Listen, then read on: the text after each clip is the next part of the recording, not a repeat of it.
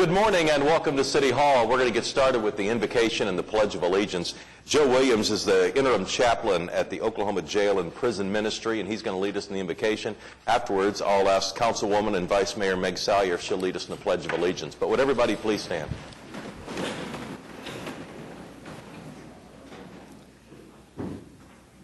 Our gracious God, Heavenly Father, we come to praise you for who you are as the omniscient, omnipotent, sovereign, and omnipresent God. You are in this place. You arrived before any of us were here.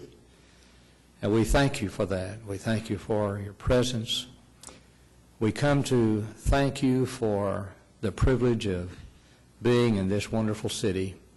Thank you for the leadership throughout the years, and especially these that are here today. Thank you, Father, for the way you have blessed us in so many, many ways. We are blessed in ways that many cities are not. And so, as we come here today to make petition to you that you will give direction to all that is said and done here, and according to Psalms 139, you know us all by name, by thought, and you love us. And we thank you for that love that is expressed in so many, many ways. So we commit this time to you. Thank you again for the privilege of being in this place today and being in this city. And I thank you for the leadership that we have that have been sovereignly placed in these positions by you. And it's all in your wonderful, glorious name we pray. Amen. Amen. I pledge allegiance to the flag of the United States of America and to the republic for which it stands, one nation, under God, indivisible, with liberty and justice for all.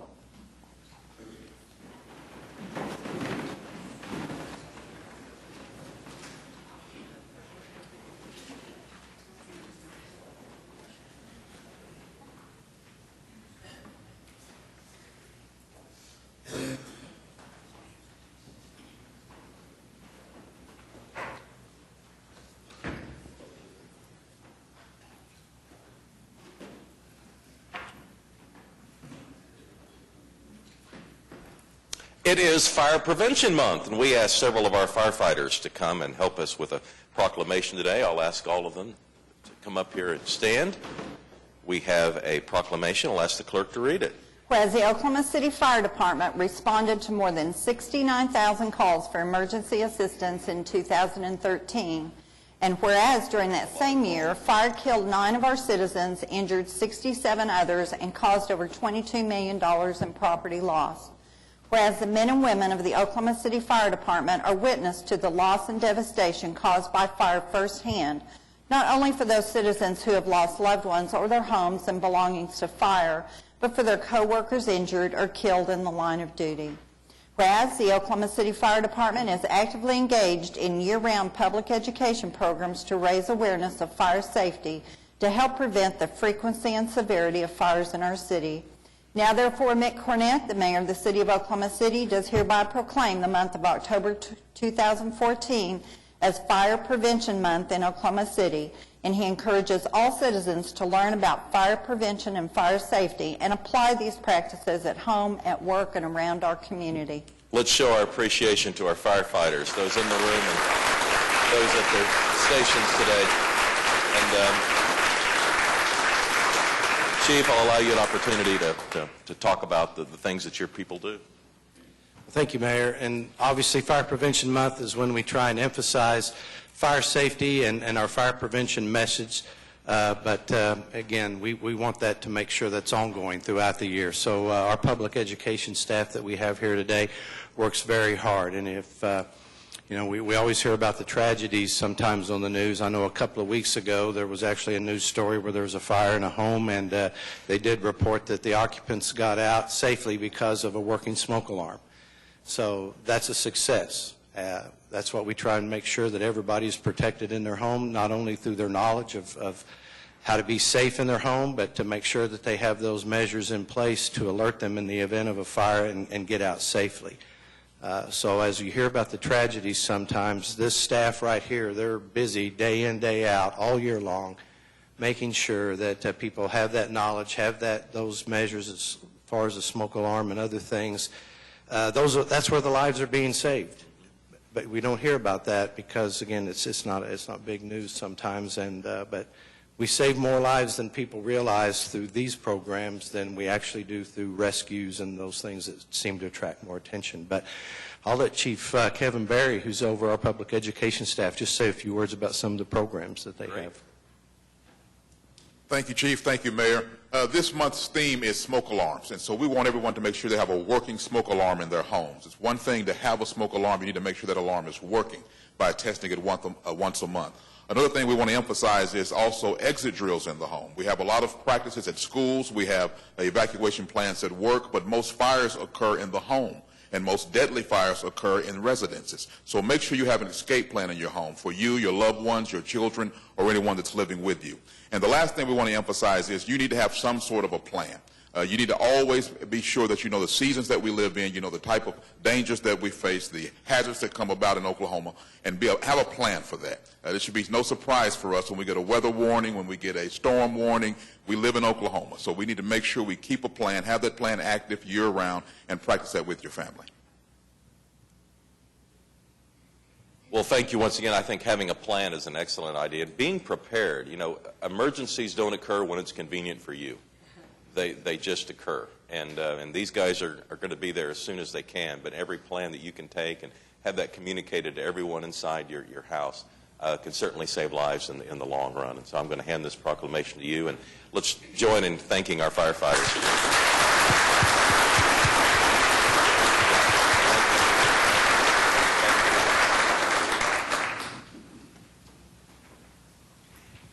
It is also White Cane Safety Month, and Vicki Golightly and Linda Moore are here. So, Vicki, you want to step up with us?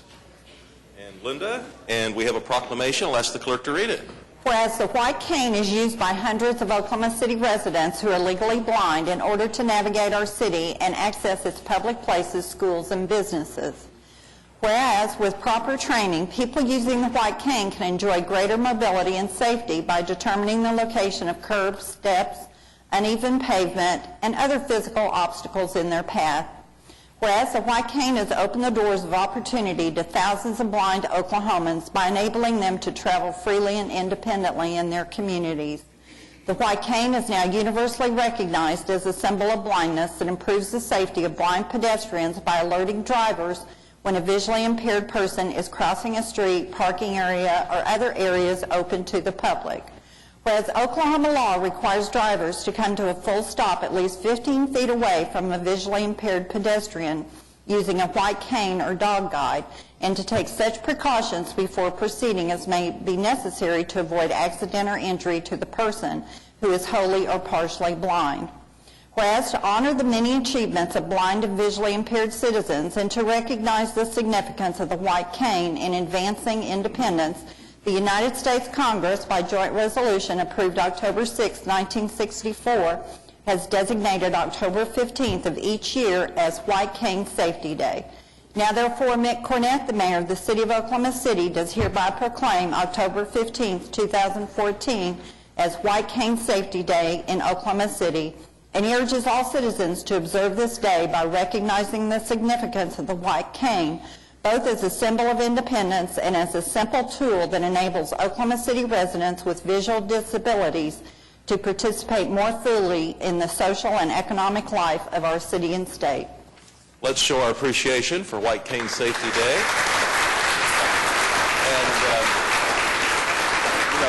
Vicki, as we're building more and more sidewalks throughout the community, it really is allowing more people to take advantage of this opportunity. It certainly is. And I know there's people you'd like to thank. Yes. Well, thank you, Mayor, and the City Councilman, all of you for being here today. This is, we think, the 11th annual White Cane Safety Awareness Day, of course sanctioned by the President as the proclamation stated. We would like to invite anyone who is interested to join us October 15th. We meet at between 10 and 10:30 at the intersection of Oklahoma and Sheridan at Spaghetti Warehouse, where at that point at 10:30, DRS, Department of Rehabilitation Services Director Joe Cordova, who is blind himself and a cane user, will read the proclamation, and then we will begin our walk on a specific route. So Councilman Shadid is my councilman. I would like to personally challenge you to come join us, and anyone else that would like to. Thank you so much for this opportunity to educate you about the importance of the white cane and dog-eyed users. Thank you, Vicki. Let's show our appreciation again. I hope people can come out and join us. Thank you, Vicki.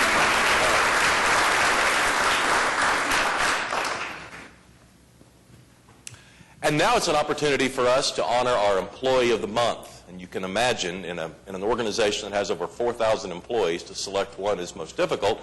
But at the same time, once we've selected that one, it is quite an honor. And I'm going to ask Rachel Bratcher if she'll come up. Rachel works in the Municipal Counselor's Office. We have a resolution. I'll ask the clerk to read it.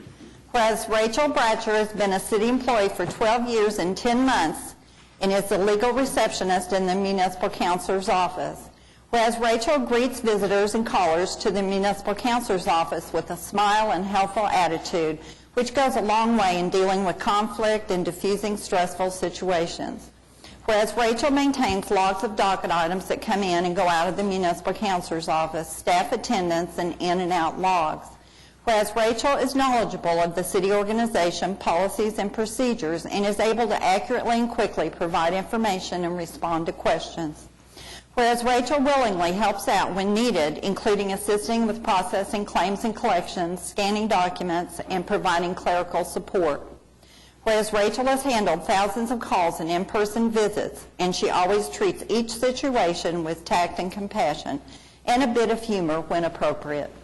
Whereas this council desires to recognize Rachel for her dedication, professionalism, and commitment to the residents of the city of Oklahoma City, now therefore be it resolved by the mayor and council of the city of Oklahoma City that they do hereby thank and commend Rachel Bratcher, Oklahoma, October 2014, South Oklahoma City Kiwanis Club Employee of the Month. Let's show our appreciation again.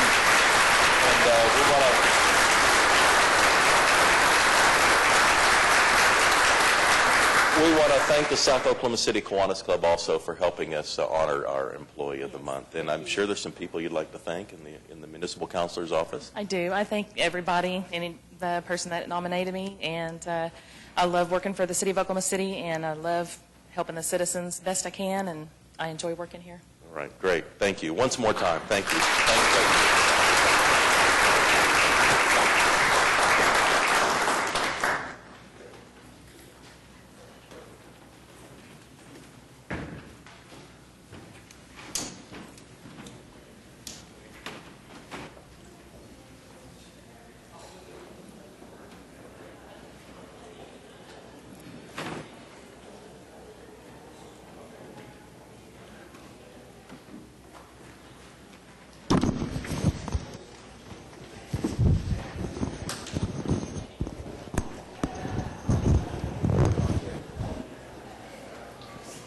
We will need a motion to pass the resolution on the Employee of the Month.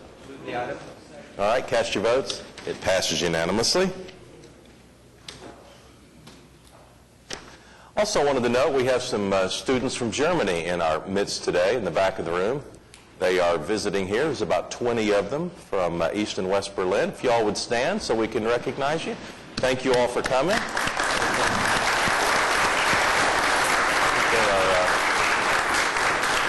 They are guests of Classen School of Advanced Studies and will be in our city for a little while. Thank you all for being here today.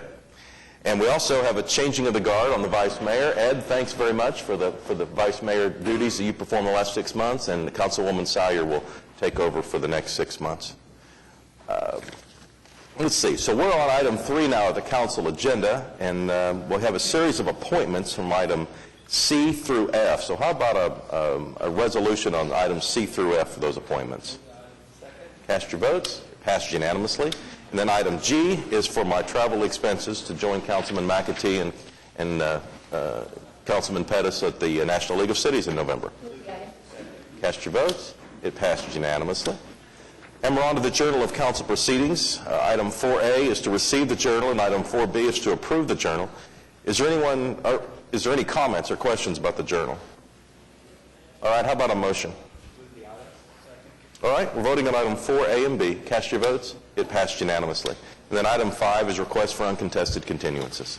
Mayor, several this morning. Starting on page 7 on the consent docket, item 7J, we ask that be stricken. That's reject some bids for some air helicopter parts, and we're going to strike the rejection because we're going to use part of that bid, so we'll bring that back as a different item later on.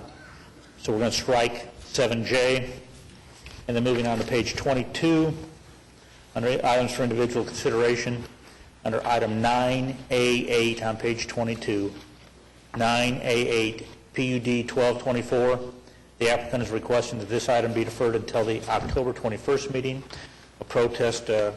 There are protests on the item. Which one was that? That's item 9A8 on page Okay. 22. All right. It's been deferred? Yes. Okay. And then moving to page 23, item 9A10, PUD 1542, the applicant is requesting that this item be deferred until the October 21st meeting also. And then moving to page 29, under items 9I1, item F, 14508 South Robinson, we ask that that be stricken, the owner is removed. And moving on to 9J1, item D, 430 West Main, we ask that that be stricken, the owner has secured, 430 West Main. Item G, 3610 Spring Lake Drive, we ask that that be stricken, the owner has secured. Item K, 3718 Northwest 14th Street, we ask that that be stricken, the owner has secured. Item M, 2765 Northwest 16th, we ask that that be stricken, that is now occupied. Item O, 2617 Northeast 19th Street, we ask that that be stricken, we need to re-notify on that one. And item P, 2051 Northwest 22nd Street, we ask that that be stricken, the owner has secured. Any other requests for uncontested continuances? All right, we'll move on to item 6. This is revocable permits. The first is item 6A1. It's a request from Historic Film Row and the Film Exchange District to host the premiere on Film Row, and I think Julie's here to speak about it. Julie, we will need your name and address for the record, please. Julie Oslin, 609 West Sheridan, Oklahoma City, Oklahoma. Yeah, can you tell us about the event? Yeah, it's Premiere on Film Row. We're a family-friendly street festival, the third Friday of every month, and we go year-round. We are kid-friendly. We do a lot. There's a lot of cultural art openings, and I've never seen any of you guys there. Meg, I have seen there. So you should come out. It's been a really good event for the city. It's grown steadily over the past year and a half that we've had it. Our attendance right now is at about 5,000. Sometimes we have the police department out and the fire department out with their trucks for the kids, and we have bounce houses. Next Friday we will have a haunted house. So, Okay, so it's the third Friday of every month. Of every month. The next one is October 17th. October 17th. And it's on Sheridan, west of downtown, if people are not familiar Correct. with Film Row and where it's located. We start at Dewey and go all the way to Chartel. All right, well, thanks and good luck. Thank you very much. All right. Thanks for coming down, Julie. I'd move approval. We're voting on item 6A1. Cast your votes. It passes unanimously. Item 6A2 is a request from Hits Incorporated to host a running festival October 11th at Remington Park at Martin Luther King Avenue and Remington Park Road. Is there anyone here representing this event? All right, well, it's in Ward 7. John, you want to make the motion? Okay, cast your votes on item 6A2, and it passes unanimously. Item 6B is a request for a revocable permit from Celestial Cycles to hold a cyclocross race, and this will be out at Overholser Park. Is there anyone here representing this event? All right. James, you want to make a motion on this one? Yeah, I'll move for approval. All right. Cast your votes. It passes unanimously. And then item 6B2 is a request for a revocable permit to hold a wedding reception in Alice Harn Park on 15th Street, and that's in Ward 6, Meg. Congratulations to Stuart Hudson. I would move approval. All right. Cast your votes. And it passes unanimously. We'll recess the council meeting now, convene as the Oklahoma City Municipal Facilities Authority.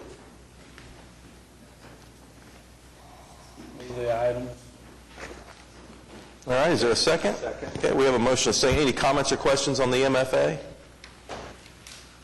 All right, cast your votes. It passes unanimously.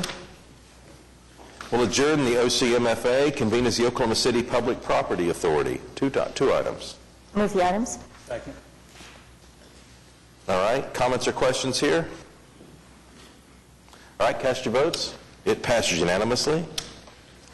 We'll adjourn the OCPPA, convene as the Oklahoma City Environmental Assistance Trust. Two items. Is there a second? All right, cast your votes, and it passes unanimously. Adjourn the OCEAT and reconvene the council meeting with the consent docket. All right, are there any individual considerations on the consent docket? Mayor, I do have a couple of things, if you don't mind. First being item 7AW is an item to recommend negotiations of contract with a municipal lobbyist, and I'd like to pull that item, if you don't mind, and ask that we vote on that separately. Okay. And then I did want to mention 7AB1, 7BA, and 7BB. All right. Why don't you go ahead and jump into AB1? Alrighty, let me see if I can get ahead of myself here.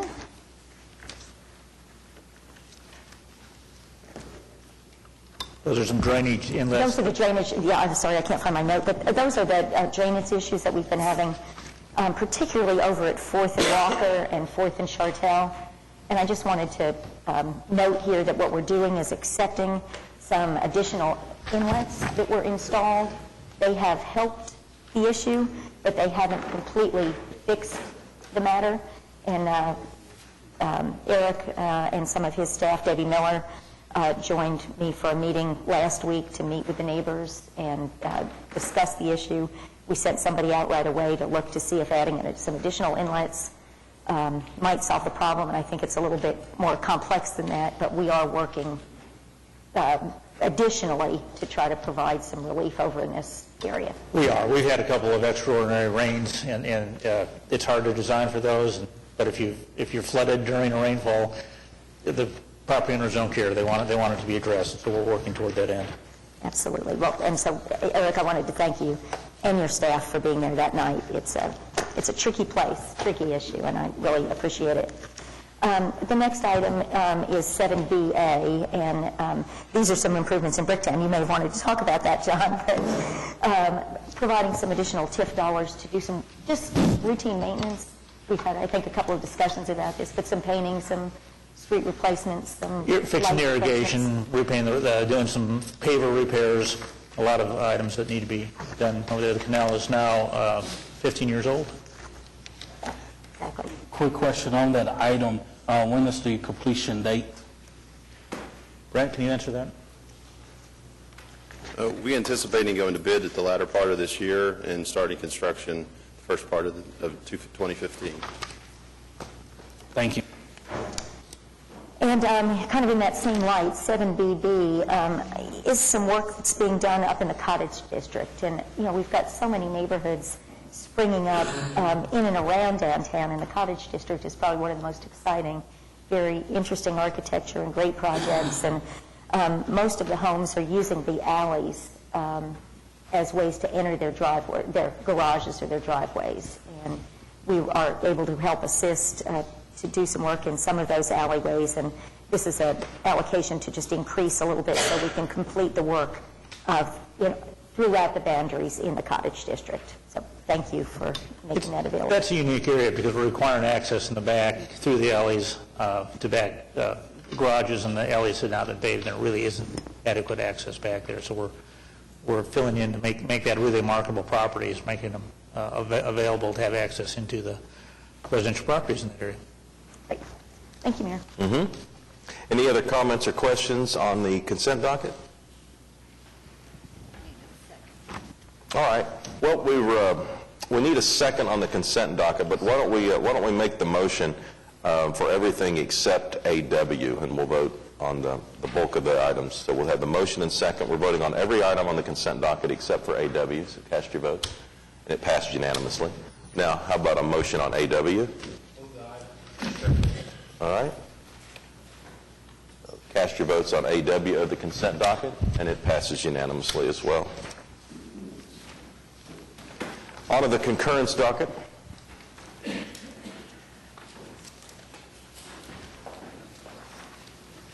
Have a motion on the concurrence? All right, we have a motion and a second. Any comments or questions here? All right, cast your votes. It passes unanimously. We're on to item 9. These are items that require a separate vote. We start with a long series of zoning cases. The first is in Ward 8. It's an ABC issue at 14110 North Pennsylvania Avenue. Is there anyone here representing this item on item 9A1? Hey, Dennis. Mayor, Dennis Box and Keith Gibson, we're here on behalf of the applicant. This is going to be an ABC2, so it'll be 50% food sales, and we know of no protest. All right. How about a motion then to pass 9A1? Cast your votes. It passed unanimously. Thank you very much. Item 9A2 is a zoning case in Ward 3. It's also an ABC issue at 2312 North MacArthur Boulevard. Larry?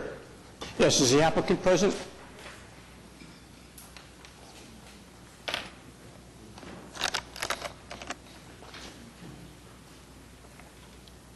Has anybody signed up? No, sir. If you'd like to give just a very brief overview of what you're planning to do. It's a restaurant, and we're just planning on serving Low Point beer. There are no objections the Planning Commission have passed, and there's nobody here. I move for approval. All right. Cast your votes. Passed unanimously. Good luck with the restaurant. Thank you. Hope to see you there. Item 9A3 is a zoning case in Ward 7. It's an AB3 issue at 1000 Northwest 192nd Street. John? All right, thank you, Mr. Mayor. Madam Clerk, has anyone signed up? No one signed up. Is the applicant present? Can you briefly tell us? Yeah, Dave Kennedy on behalf of the applicant. Address is 1601 Northwest Expressway. This is proposed to be a kind of the new concept, Henry Hudson's, and it's going to be built in connection with a little adjoining shopping center. This at Western and 192nd? Yes. Okay, great. Thank you, applicant.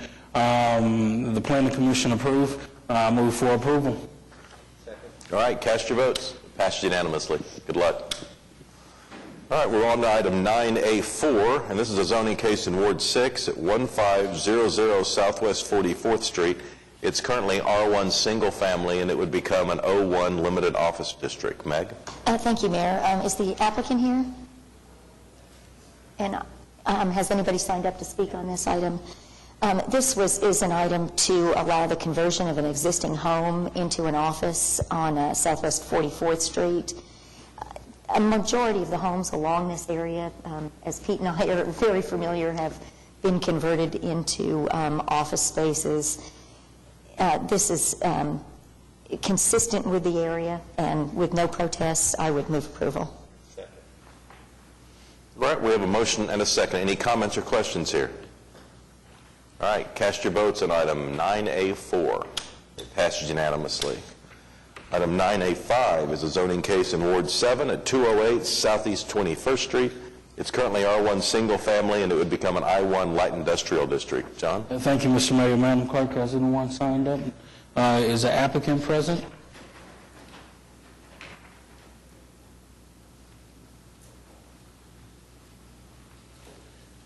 Can you briefly describe this application, please? I would like to build offices there for our company, since we own the property across the street also. All right. The Planning Commission approve. I move for approval. Okay. Second. Can we have your name and address for the record? My name is Tip Hale. Address is 128 Southeast 21st. Okay. And we have a motion and a second. Any comments or questions from council?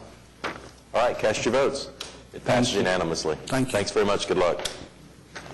Item 9A6 is a zoning case in Ward 3. It's at 13320 Southwest 29th Street. It's currently an RA single-family, one-acre rural residential district, and it would be moving to AA. Larry? Thank you, Your Honor. Has anybody signed up on this? The Planning Commission voted unanimously to approve this. I move for approval. All right, we're voting on item 9A6. Cast your votes. And it passed unanimously.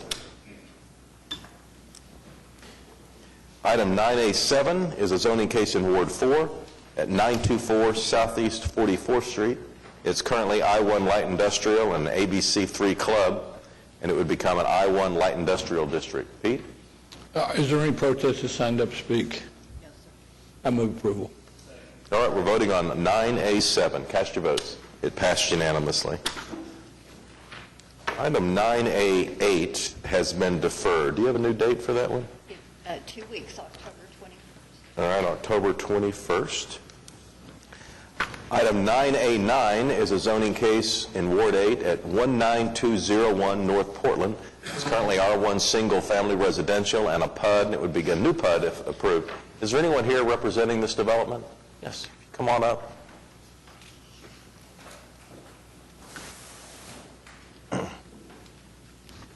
And we have visuals. We do. All right. Yes, you need them. Well, let's take a look at it. For the record, Brian Kuhn with Hewitt Zollers representing the applicant. This property is just south of 192nd in Portland, about 80 acres. It's going to be Track 2, which is on the southeast part of this, is going to be a new Mercy Hospital. And I have a rendering of what it will look like generally. There's a new one up at on I-35 between 15th and 33rd in Edmond. And it'll be very similar in size. The architecture may change a little bit, but we've really locked that down in our PUD. We've had probably half a dozen meetings with the planning commissioners, Mr. Yokel and Mr. Gales, and spent a lot of time massaging the PUD. But that's the hospital. In Tract 1, that's probably, I think, 59 acres. But what we've done on it is we have set up some building types in that area so that you're not going to see 14 different architectural styles on that tract. Hopefully you'll like what you see here. It's pretty much thematic so that all the buildings have to look generally the same. Every project that comes into this development has to go through a specific plan through Planning Commission. Our signage on the big tract has to go through Planning Commission for site plan approval. So with that, I would answer any questions you may have. Is this like a quarter section, or how big is this? It's about 80 acres, about 82, 83. It's pretty much the east half of the northeast quarter and then a small piece of the southeast quarter. You can see the piece that goes down to the south. That's the south end of the Mercy tract. Mercy, I think their tract is about 23 acres. So this total, I think the total thing is about 80 acres. I know ODOT's working on expanding the capacity of the road out that way. They haven't reached 192nd. The utility relocation is happening now. Okay. And they've done some work at the intersections to try to get ready for what's going to happen out there with construction. They're just, like I said, at the intersection, but utility relocation is happening now. We're hearing right now 2015. But of course, we're on Plan J or K, or we don't, it changes a lot, but it's happening. So, all right. How about a motion then on item 9A9? All right, cast your votes, and it passes unanimously. Thank you. Thanks, Brian. Item 9A10 has been deferred for 2 weeks until 10/21. Item 9A11 is a zoning case in Ward 4. It's at 7217 South Choctaw Road. It's currently AA agricultural and C4 general commercial, and it would become a new PUD. Pete? Are there any protestants? None. Is the applicant present?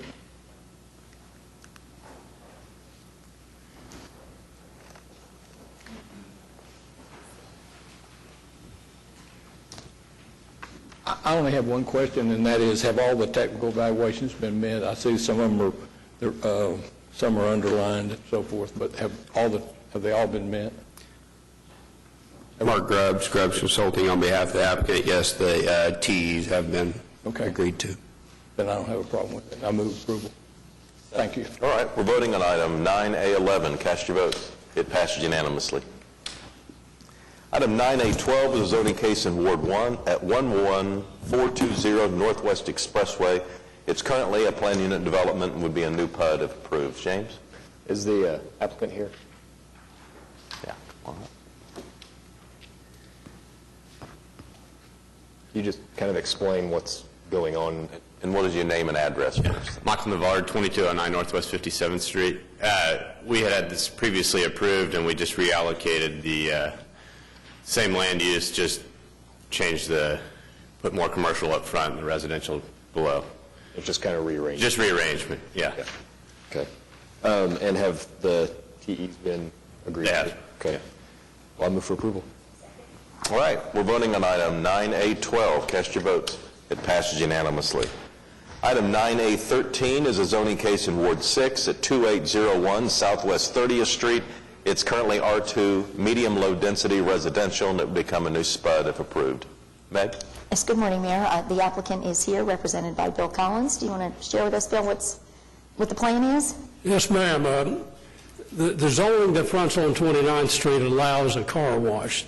This site is going to be the queuing line for the car wash, and we've restricted access. There's no access except from the car wash site. We provided site-proof screening, landscaping, and we've agreed with all technical evaluations. And as a matter of fact, those changes have been made already. Great. Well, I saw that the applicant, that you had agreed to those and that the PUD document had already been amended. So there were no protests, I believe, and nobody signed up here today, Francis, to speak. I would move approval. Second. All right, we're voting on item 9A13. Cast your votes. Passes unanimously. If I may ask, could we get the emergency ordinance passed on this site? The site was cleared before the Planning Commission. It was a former mobile home park and ugly. So the site's been cleared, and there was a siltation barrier up now, but it, like all of them, works somewhat. Well, we're ready to start construction. So if we could we have the emergency ordinance passed, please? You're ready to begin right away? All right. Yes, ma'am. Well, then I would move approval of ask for the emergency, please. All right, we're voting on the emergency. It passes. Thank you very much. 7-0.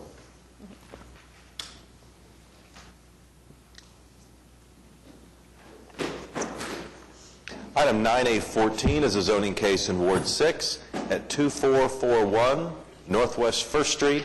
It's currently R1 single family, and it would become a new simplified plan unit development. Meg? Great. It looks like the applicant's here. Ami Swank on behalf of the applicant. We are seeking to have the two residential lots that immediately adjoin our current lot, which is a I-2, and it's just to increase it into a warehouse area. It currently does auto glass, and it's a retail distribution. It won't increase any traffic. They're going to have it screened off from all the other residential areas. We've reached out to all the residential areas within that area. Any feedback that we have gotten has been positive. If you'll look up to where it indicates R2, which is directly across the street, that's a city center duplex, and they are also supportive of it. If you have any questions, otherwise I would ask for it to be passed. Well, this is an area that is trending industrial to some extent. It's a very nice facility, and it's very well maintained. Bob, there were a couple of TEs, and we are in agreement with those. Been agreed to. This is in conformance with the OKC plan, and there were no protesters. I would move approval. Second. All right, we're voting on item 9A14. Cast your votes. It passes unanimously. 9A15 is a zoning case in Ward 8 at 16300 Muirfield Place. It's currently a plan unit development, and it would become a new simplified plan unit development if approved. Is the developer or applicant here? All right. Are there any protests here? All right, how about a motion then on item 9A15? Move approval. Second. Cast your votes. It passes unanimously. Item 9A16 is a zoning case in Ward 2 at 6820 North Classen Boulevard. It's currently a simplified plan unit development district, and it would be a new SPUD if approved. Ed? This is to develop a child care facility. Has anybody signed up to speak? This had unanimous approval, no protests. I move for approval. Second. All right, we're voting on item 9A16. Cast your votes. Passes unanimously. 9A17 is a zoning case in Ward 3 at 1031 Oakdale Drive. It's currently R4, general residential, and it will become a new simplified plan unit development district. Larry? Thank you, Your Honor. Has anybody signed up on this? This is a challenging area, and going from R4 to allowing this particular business to go in is a positive move. I move for approval. All right, we're voting on item 9A17. Cast your votes, and it passes unanimously. Item 9B has been deferred until October 21st. 9B deferred until October 21st. On to item 9C, and this is the final hearing on an animal welfare issue that council has been briefed on in past meetings. Is there any comments or questions here from council? All right, we're voting on item 9C. Cast your votes. It passes unanimously. Item 9D is also before us for a final hearing. This is an item that Chief City introduced a few weeks ago. All right, comments or questions from council on 9D? All right, cast your votes, and it passes unanimously. Item 9E is also up here for final hearing, and this came to us from the Parks Department. Okay, we're voting on 9E. Cast your votes. It passes unanimously. Item 9F is a public hearing. This has to do with abandoned buildings. Is there anyone here that hoped to speak today on the public hearing? Yes, come on up.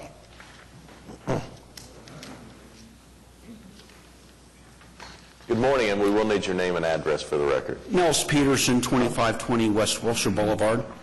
I'm the current president of the Oklahoma City Association of Realtors. And we'd like to cast our support for this ordinance. Abandoned, dilapidated, and otherwise neglected properties are a burden on our community and neighborhoods, as well as our city and its infrastructure. This ordinance will allow the city to recover the millions of dollars it expends on fire and police calls to properties that are in this very category of neglected and insecure, by placing liens for those costs against the property so that they might be recovered from the very same absentee owners. We appreciate the city's continued effort to resolve this issue of blighted neighborhoods and communities, and we look upon this current ordinance as a very positive step forward. Thank you. Thanks, Nels, for coming down. We appreciate you working with us on this. Mike Wolford?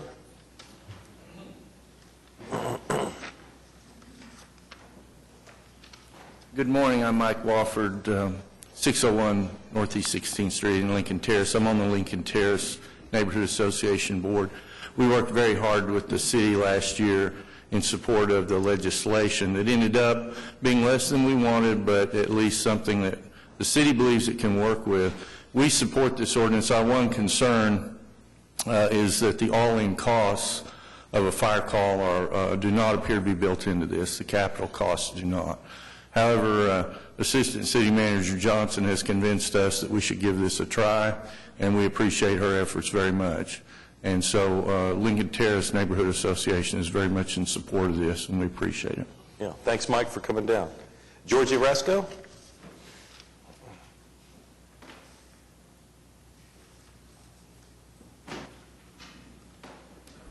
Georgie Rasco, Executive Director of Neighborhood Alliance at 1236 Northwest 36th Street. And we also want to very wholeheartedly put our support in this. Vacant and abandoned buildings has been an issue that all cities across the country have been dealing with, some of them successfully, some of them not. What's difficult for most people to understand is that it involves federal laws, state laws, and municipal laws. It's not just at the hands of city council, and sometimes that's hard for neighborhood residents to understand why you don't just come tear down that ugly building at the end of their block. But all of them that we have talked to at Neighborhood Alliance are very supportive of this step. We realize and we know that Assistant Manager Laura Johnson have told us that that's what this is. This is a good step towards a solution that we hope that we really can make even a stronger solution in the future. So thank you, the council, for continuing to understand this issue and know how impactful it is for everybody in this city and for doing something about it. So we totally support this ordinance. Thank you very much. All right, thanks, Georgie. Cliff Macbeth?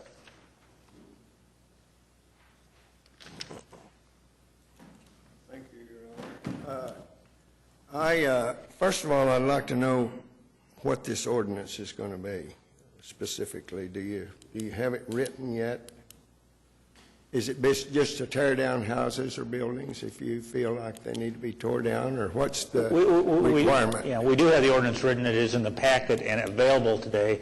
Bob, you want to cover what we're doing is we have an existing property maintenance ordinance, and we're strengthening the fine provisions thereof. So we want people to maintain their properties and not be a blight on their neighbors.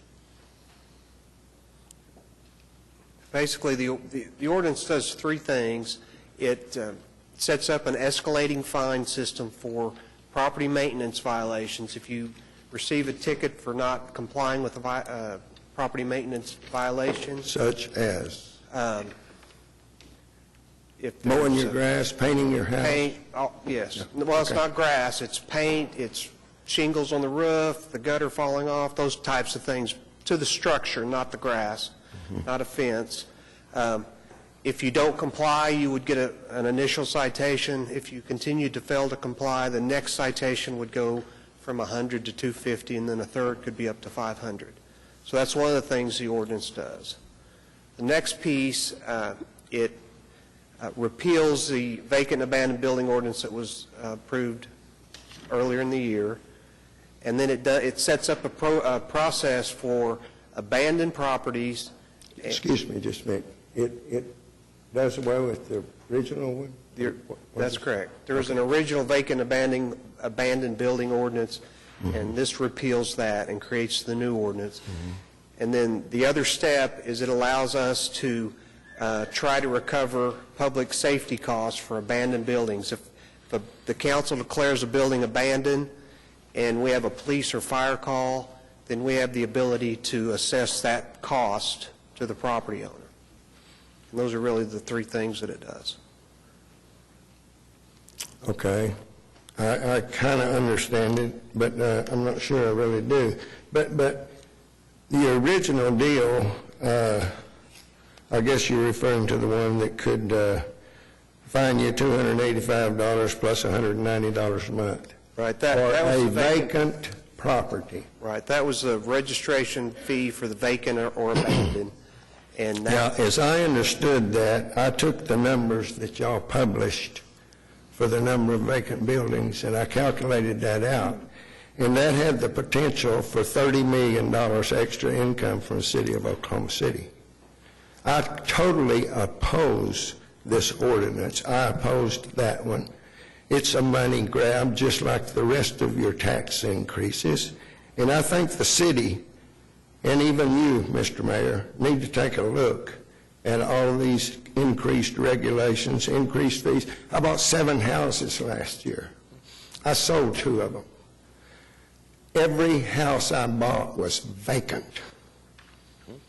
The 5 remaining houses are occupied today. But that's not fast enough for you, is it?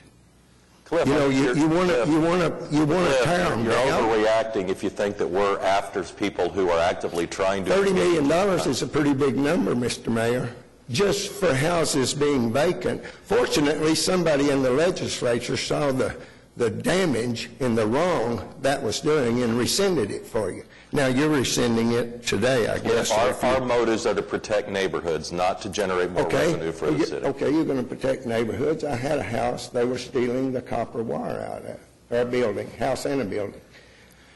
I finally decided I'm going to have to get the police involved with this. I called the police captain. He come down and we had a little talk, and he said, Cliff, I just want to be up front with you. I probably know the people that are getting this wire. I can arrest them. I can take them down and book them. The judge will turn them loose in the morning on an OR bond, and that'll be the end of it. They won't come back for trial? No, they won't come. That'll be the end of it. Is that the protection you're talking about?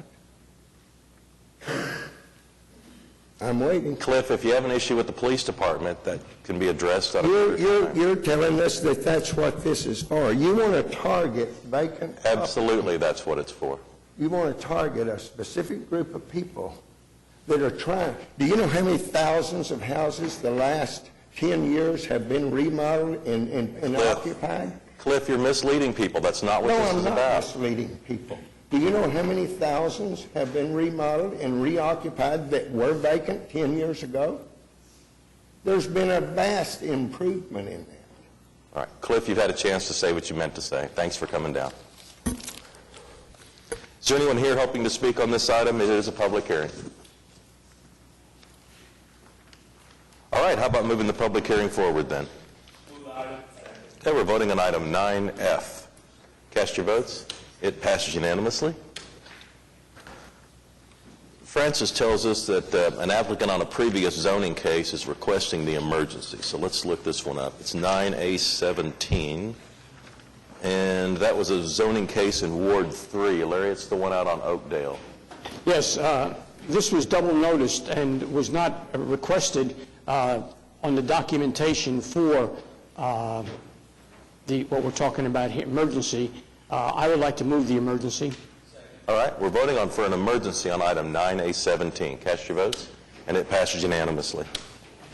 All right, item 9G is an item that's being introduced to council today, and this comes to us from the Water Department. Mr. Mayor, as Marcia comes up, I want to point out that these are our water system development charges increases today. Sometimes those are called impact fees.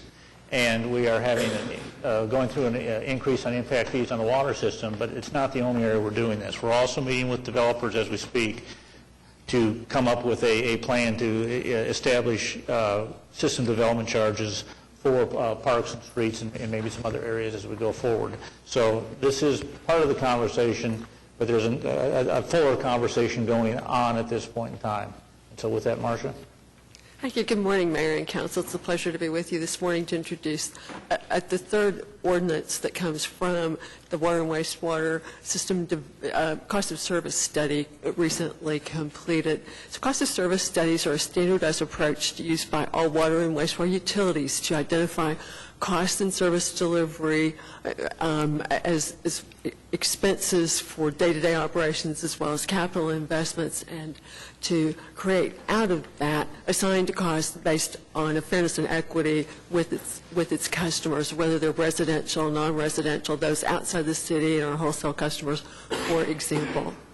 I'm going to show you two graphics this morning. The first contrasts the proposed change. It's called OKC at the bottom of the page, and it's current OKC 2015. Then you'll see 2016 and 2017. This contrasts the most common meter in the system. That's a water utility. That's a water meter that's called 5/8 or 3/4 inch size. 89% of all of our meters are this size, and that contrasts our proposal with existing fees in other communities. As you'll see, we fall in the middle of the pack roughly by the time we get to 2017. Also of interest to some customers is 2-inch meters. Those are services to a very large home with an extensive sprinkler system would rarely use a 2-inch meter, but might. More commonly, this might be a 7-Eleven or any of the big box stores might be looking at this size meter just to make certain the sprinkler system works. And in this case, this shows you just the first year's change, because the only data we have is for 1 year worth of time. For a 2-inch meter, show up at $1,800. The maximum is about $2,600. You should know that the total fee at 2017 is a little under $7,000 actually in our proposal. But again, this data comes only from this year. And finally, just some typical charges that would exist. Again, 89% of the meters are 5/8 by 3/4 inch. The sewer charge is not changing, just the water charge. It works its way up every 3 years to $1,000. Sewer charge on average for a house is about $250 today. With that, I'm happy to answer questions. Okay, any questions for Marcia? This item just being introduced today. We are setting a public hearing for 2 weeks on October 21st. All right, thanks for coming in. How about a motion to move this forward? Okay, we're voting on item 9G. Cast your votes. It passes unanimously. Item 9H has to do with transportation and network companies and the Uber and Lyft issue.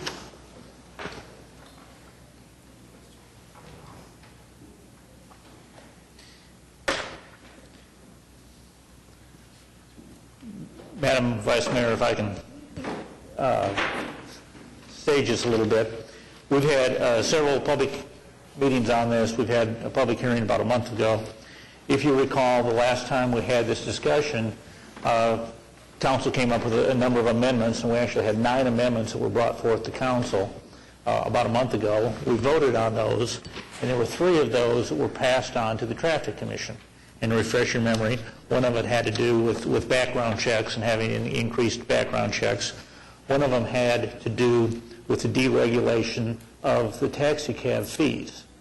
And so those 2 were sent to the Traffic Commission. They were adopted unanimously and have now been put back into the meat of the ordinance. That would be the second item here. The third item was the requirement of physicals for drivers. And it was a very close vote on council when we voted on it. And the council voted to not have the physicals. It went to the Traffic Commission, and on a 5-4 vote, the Traffic Commission said, yes, you should have physicals.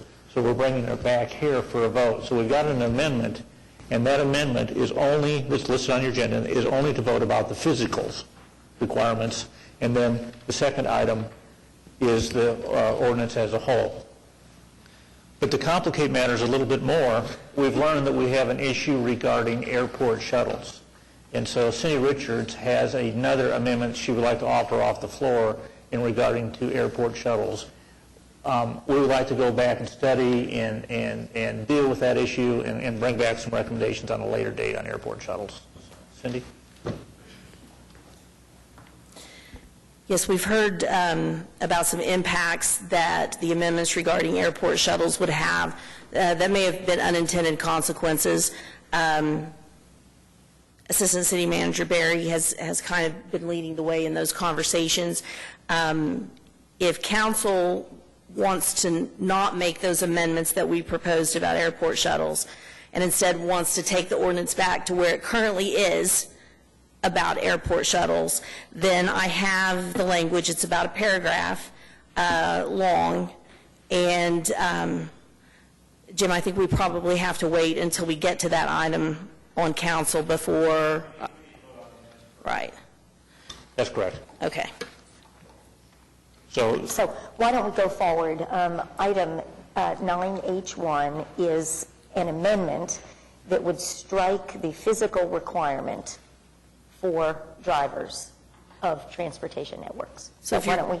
If you're voting for the amendment, you're voting against having a physical. If you're voting for the amendment, you're voting against having a physical for the drivers. Thank you, Cindy. So we would be, by voting for this, we would strike the requirement from the ordinance that said you had to have a physical already. Councilman McAtee, I think you had some questions. I was one of those who was in, when we had the original, I was in favor of striking the need for a physical. I had the opportunity to listen to the discussion at the Traffic Commission. It was very good. It had a lot of information. And so I'm going on record of I want the physicals to stay the way they are. If I understand it right, it would be the same, if we vote for physicals, we could have the same thing for physicals for the drivers of Uber and Lyft and for taxis. Is that? That is correct. Okay. Thank you very much. And could I have a clarification as to when the physicals are required and how often? The physicals are required before they initially get their driver's permit, and then I believe they're every 5 years. Okay. Ed? Just a comment about, I mean, we heard during our discussion about the physical exam being done at the Brooks Clinic for $40 for taxis, and I'm thinking that a physical exam every 5 years, there's no physician who's going to do what's required to sign off, liability or otherwise, on a physical exam. We heard about one gentleman who's on opiates and taking pain medications. No physician is going to do what's required. A detailed history, checking the OB/NDD report to make sure there's no abuse of opiates, checking other medical, if they're taking other medications, looking for cross reactions, getting other previous medical records, and charging $40. So that's not a physician who's doing that exam, that has to be just a mill of people just going through and people signing off.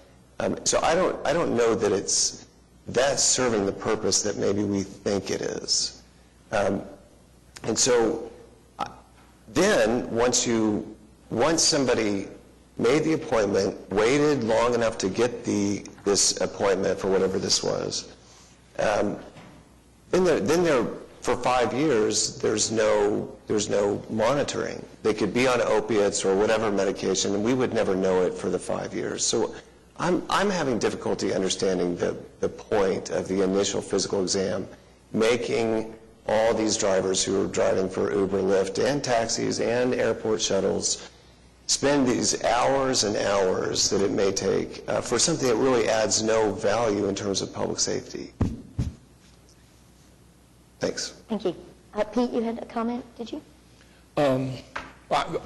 Cindy clarified, I should have turned my light off. She clarified it for me. However we vote, it's going to be the same for both of them. Is that right? I mean, yes.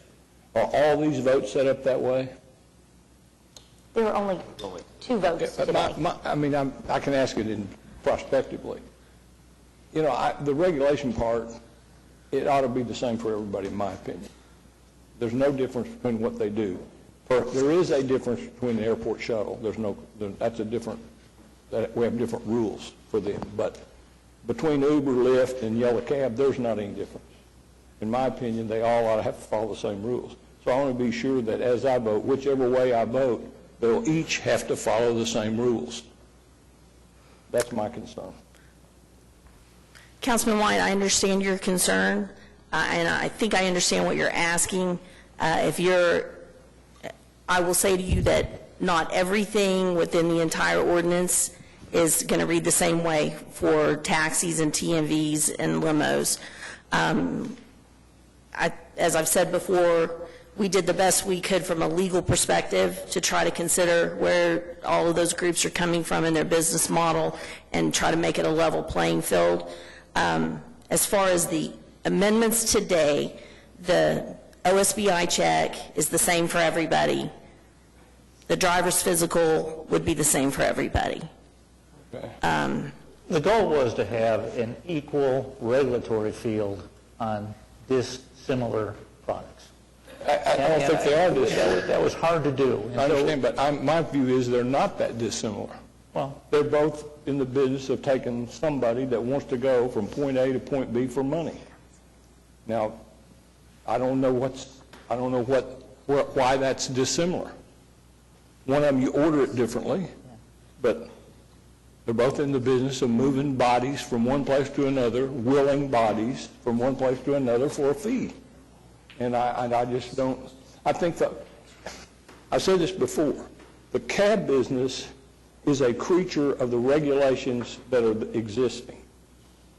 To demonize the cab business because you have this, that, all they've done is follow the regulations that we've created. Now, perhaps they lobbied for some of them for monopolistic reasons, but be that as it may, that creature is there, and that's a business that operates within it.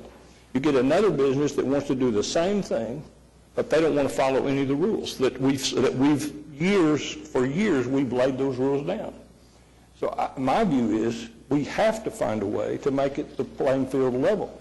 And if you continue with the comment that, or the position that they are different, then it's a difference without a distinction, in my opinion. I do not understand what is different about them other than one of them you can order it on the phone, and the other one you have to pick up a telephone to do it.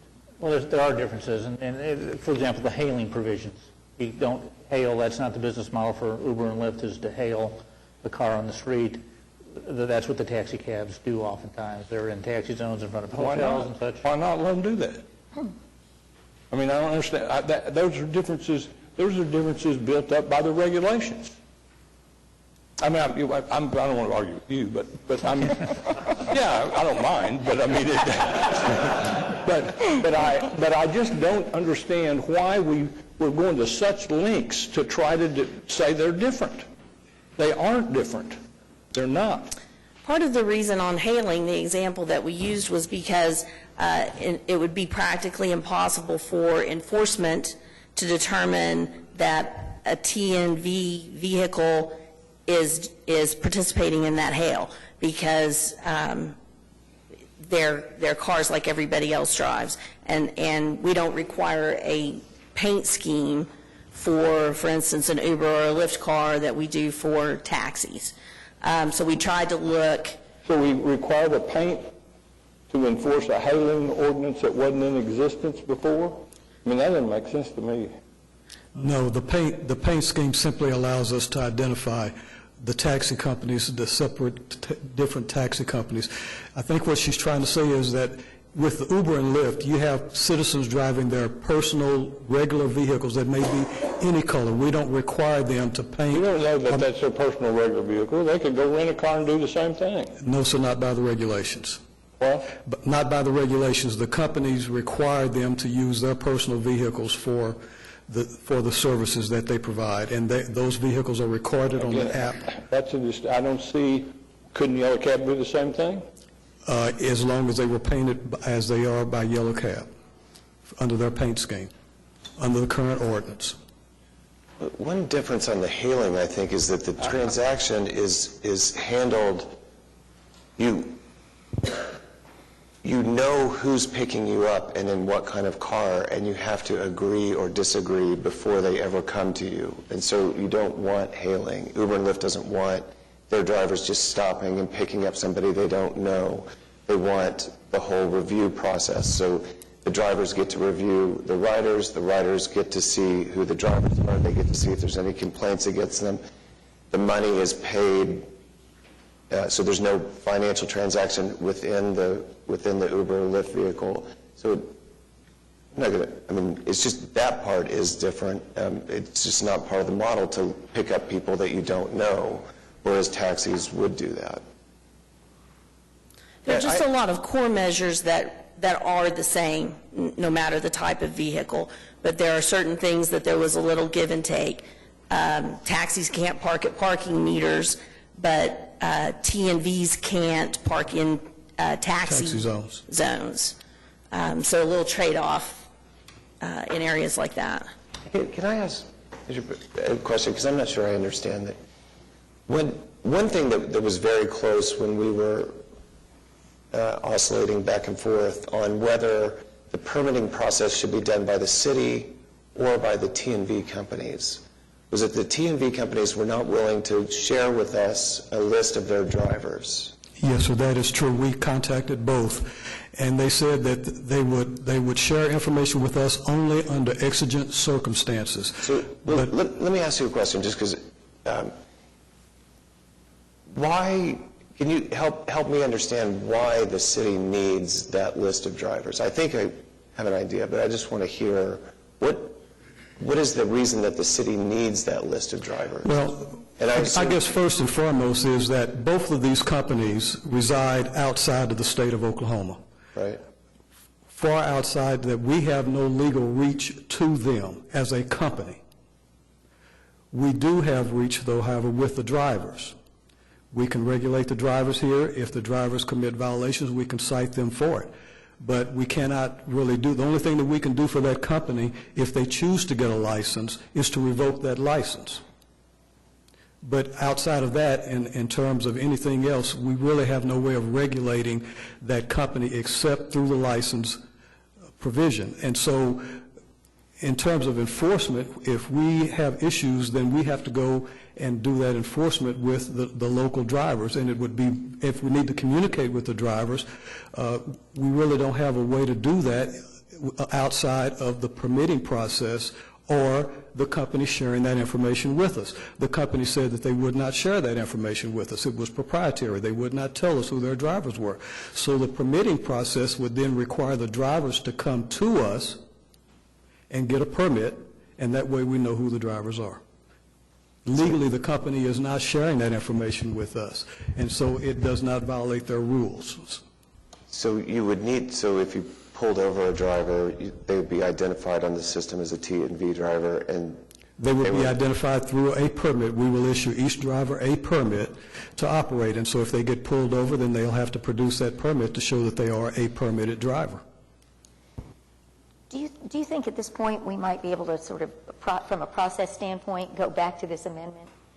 We're talking about lots of issues that are in the master ordinance, but I think before we get there, if we could go back to item H1, and does anybody else have any comment on this ordinance, on this amendment? And just for clarification, if we vote yes for this particular item, item H1, we're going to strike the requirement for a physical.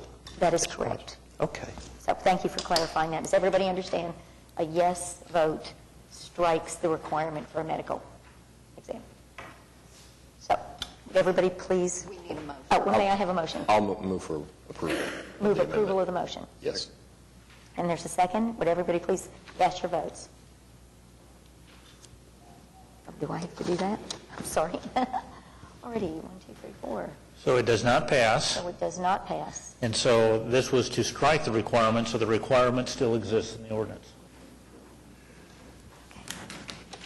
Alrighty, so then let's move on to item 9H2, which is our ordinance being reintroduced to be adopted as amended, and we'll get to the emergency in just a second. But this ordinance, as the manager said, incorporates the amendments that were brought by this council that were approved by the Traffic Commission, and it incorporates the vote essentially that we just took, and continues to require that as part of the permitting process, the drivers have a medical exam.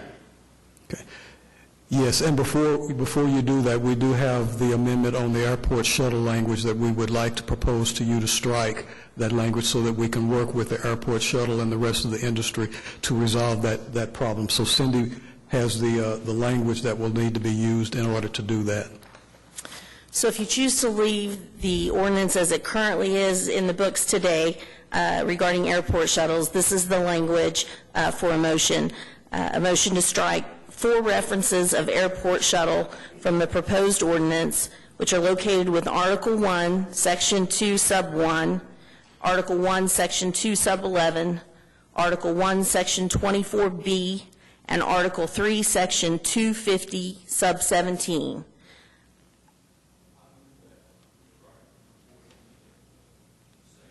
I'll recommend it.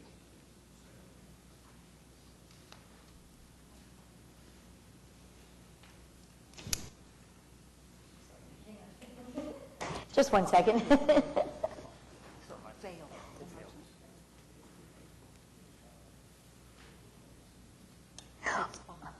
Already, and so I just was distracted. Do we have a motion? Yes. Larry, did you have some comments? Cindy, if we strike this, then the environment for airport shuttles in the future will be exactly the same as it is today. That's correct. Thank you. Any other comments? So we have a motion and a second to approve the amendment. Yes. That will be incorporated Yes. in this new In ordinance. the proposed ordinance, yes. All righty. Is everybody ready? Would everybody please cast your votes? And that amendment passes unanimously. All righty. So now I think we're actually on to item 9H2. Assistant Manager Berry, do you have anything else you'd like to say about this? No, ma'am. This is the proposed ordinance that would regulate the rideshare companies with the necessary amendments, and we're ready for you to proceed with it. All righty. This item has been discussed an awful lot. I think we're all clear on what it does and doesn't do. So is there a motion that we approve this ordinance?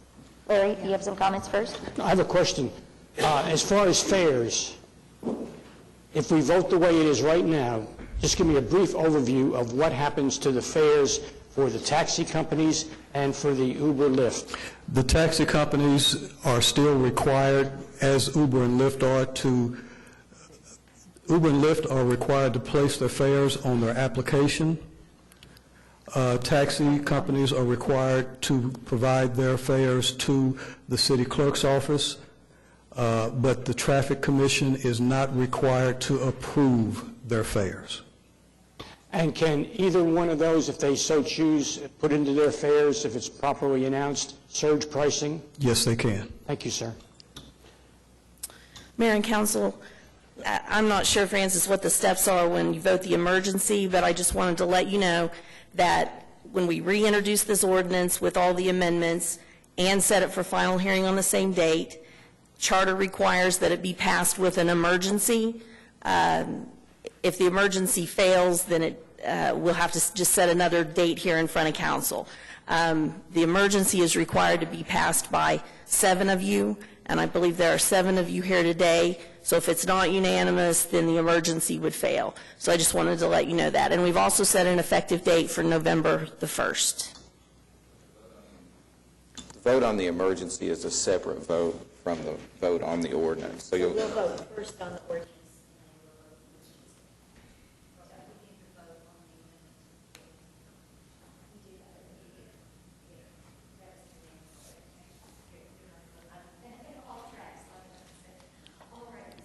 So if the amendment, or if the ordinance passes but the emergency does not, it will just go into effect at a later date? We'll have to bring it back for another hearing before council, but ultimately it'll go into effect at a later date. Okay. correct. Move for approval. Second. I have a question though before we vote. There are things in the ordinance that continue to be different. Is that correct? There are some things, yes, Councilman. Is it fair to say this is a step toward making them more consistent? That feel more level? Absolutely. Yes. We just weren't able to achieve that on every step. And we didn't achieve it because? There are some inherent differences between the operations. Although they are taking people from point A to point B, they're doing that through a different model. Okay.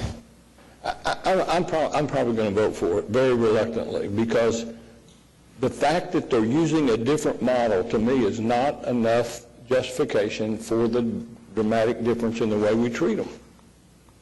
I mean, the model that the cabs use is, I've said this before, having a middle name bit of redundancy, I'm going to go ahead and try it again. But the model the cabs use is one that grew up around regulation.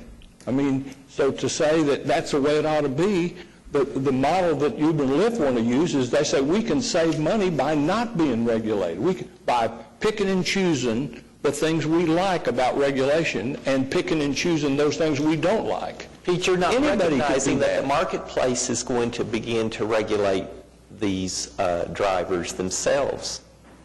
It's a concept that we in government have a difficult time to grasp, that there are times when government intercession is not necessary, and this happens to be one of them. And I think we'll see continued development in technology create other situations like this. We can choose to say we don't care about technology, we don't care about the marketplace, we still have a role of requiring certain things even when they're not necessary. Or we could say, you know what, technology has... No, you misunderstand. I am not for regulation. I am opposed to regulating two businesses that do the same thing differently. Don't push me over there that I'm some kind of left-wing, crazy Democrat regulator, because that's not what this is about. This is not about regulation. It's about fairness. It is about fairness. And so when you regulate one industry, one faction of the industry that does it differently, but most of an industry that does it somewhat, they're both doing the same thing, that'd be like saying, let's quit inspecting meat and see what happens. But Pete, I mean, you don't treat them differently and expect the market to fix it. because the cab system currently does not provide for the same evaluation of every driver after each ride. And upon that driver dropping to a certain point on that scale, they're kicked off the island. They can no longer drive. But the regulations, my view is that's a gimmick. That's not real. What do you mean it's a gimmick? It's a requirement. To ride, you have to rate that driver. I'd like to see the number of people they've kicked off. David, can I ask you a question? Because I believe you voted for the physical exam regulation. Yeah. What are you hoping in the physical exam regulation, the intervention by the government, that the marketplace wouldn't solve through reviews? If somebody is clearly incapacitated, right, somebody's going to write a review, right? What are you hoping to add with that regulation that the marketplace wouldn't address? No, that's a good point, Ed. I really questioned the need for that, but the one thing that led me to go ahead and vote for it, I think not just for drivers, but the general public should always look to have a physical. I mean, I do one annually. No one's telling me to.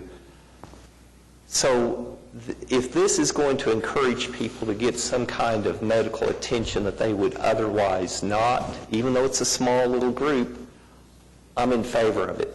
I share your concern, especially if there's ways to obtain a physical for as little as $40 or $50. They're not really getting a physical. Hopefully they won't take that easy way out, that they'll truly see a reputable physician and get a physical. But I just think if they're not going to otherwise, this may require a few more people to get a physical. I don't see it as a barrier, in my opinion. What exactly is Counsel? required? Can I just ask a question? Yes. What exactly is required? That's what I was getting ready to say. Counsel, the regulations for these companies to obtain a license to operate within the city of Oklahoma City is the same. The regulations for the drivers to come in and be permitted are the same. The regulations for the drivers to have their vehicles inspected are the same. The regulations for the background checks on the drivers are the same. The regulations to check the sex offender registry, violent offender registry, all of that is the same. We deregulated the rates for the taxi drivers, so we put that on the same level playing field too.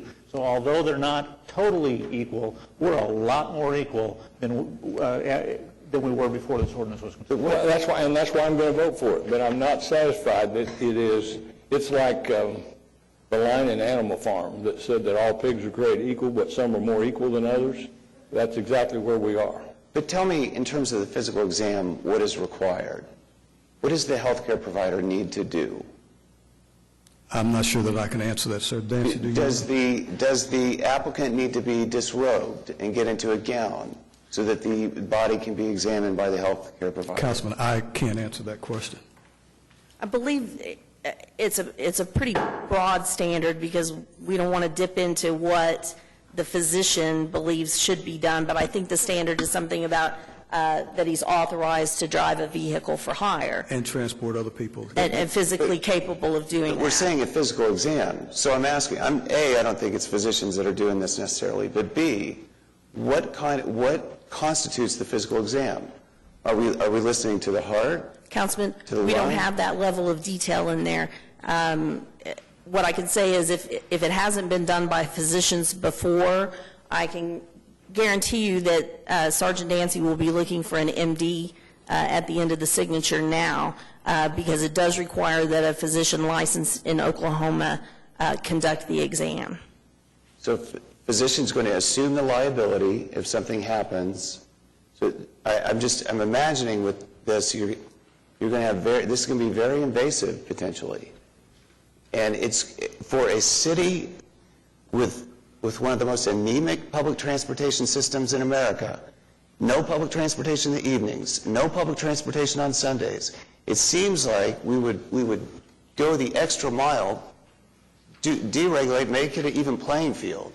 But go the extra mile when you see something come into the marketplace that is helping you move people from point A to point B when your public transportation system is so anemic. And so we want to add this extra regulation that we can't define. Nobody here seems to know exactly what constitutes the physical exam or what's required or what the physician does or does not have to do. So for that reason, I'm going to vote against it.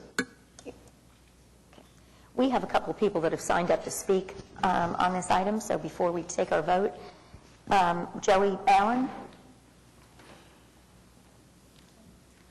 Thank you very much. Joey Allen, General Manager for Kings Worldwide Transportation, 4801 Northwest 10th Street in Oklahoma City, 73127. I'm just going to say that I would encourage you to vote for what the Traffic Commission has brought before you. Twice they've done their job, twice they've sent it to you, and we would very much appreciate a vote for the ordinance today. Thank you. Thank you, Joey, for coming down today. David Batson. Is David still here? I guess he's already left. And Wes Pribble. Wes, I know you've been here before, but if you wouldn't mind your name and address for the record, please. Thank you. Wes Pribble, 3405 Northwest 39th, apartment 210. Well, one question, and I guess it'll be talked a little bit later, I don't understand why the emergency was added to this bill when it hasn't been added all up to this point, but I'm sure it'll be addressed in a little bit. Two concerns with the bill that I have. Basically, it's enforcement. I mean, we have laws as they are now, and I mean, I can take all of you guys downtown every day, and they're violated. Uber cabs are picking up hail calls, which they're not supposed to do. Taxi cabs are parked in illegal spots. Point being is, here we are going to add more legislation, and we don't enforce what we currently have. And in my opinion, and again, I'm not an attorney, so I don't know if it would stand up in court, but if you enforce the laws that you have now, Uber and Lyft wouldn't even be able to exist because of the current laws. Yet nobody has done anything to enforce the current laws. I mean, that's the biggest issue. And then I have a minor issue with the surge pricing. I think you're opening up a can of worms there. I mean, I think that you ought to have a maximum charge, and it ought to stay that way. So those are the three issues. Well, Wes, thank you for coming down. And I really think with regard to the enforcement, you know, Uber and Lyft are new to the market, as was said. It's a new alternative transportation opportunity, and our staff has been working since the day they entered the market to try to craft an ordinance that we have before us today to try to create the framework that we need for them to operate in the city. So I think that's why we're here. Thank you very much for coming down. And the reason for the emergency is that technically we had an amendment that we needed to vote on earlier, and so we can't, and this ordinance is being reintroduced today, so in order to do that without a further delay, we need to vote on the emergency.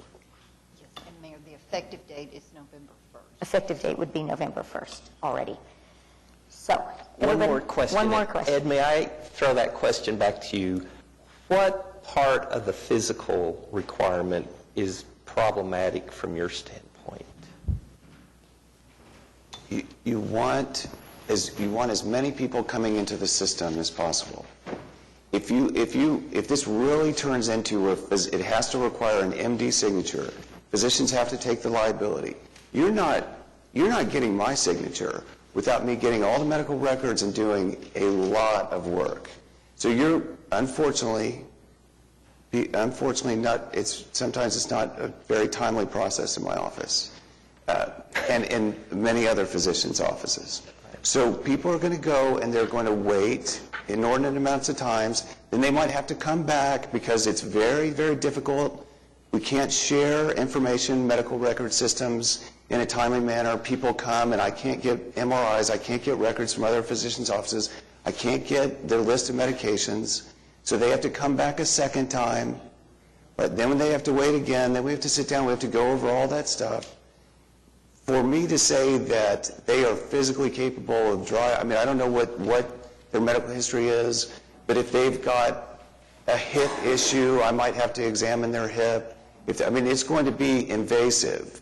You're not going to just sit down in your clothes and to have a physical exam, right? You're going to get into a gown. You're going to have your heart listened to, your lungs listened to. If there's something that, maybe it just... Yeah, but that's all good. That's all good for that person. Then let's mandate it for everyone. All Oklahoma City citizens should have to have a physical exam. We don't do that. Yeah, I'm just saying. I mean, there are lots of things that are good for people that government doesn't regulate and make them do. Yeah, I just don't anticipate these drivers will seek out the physicians that would have as high of standards as you and how you've explained that. I'm just afraid the system is going to provide a way out of it to where it's not as demanding.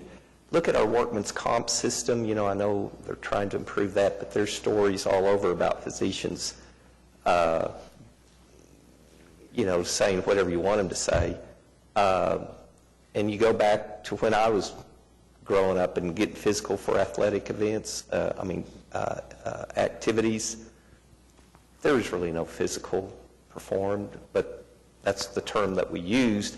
I think the same thing's going to happen here, and I don't see it being that restrictive or problematic, in my opinion. Thank you, David. Yeah. Do we have a motion to approve? And we have a second? Yeah, and yes, I second it.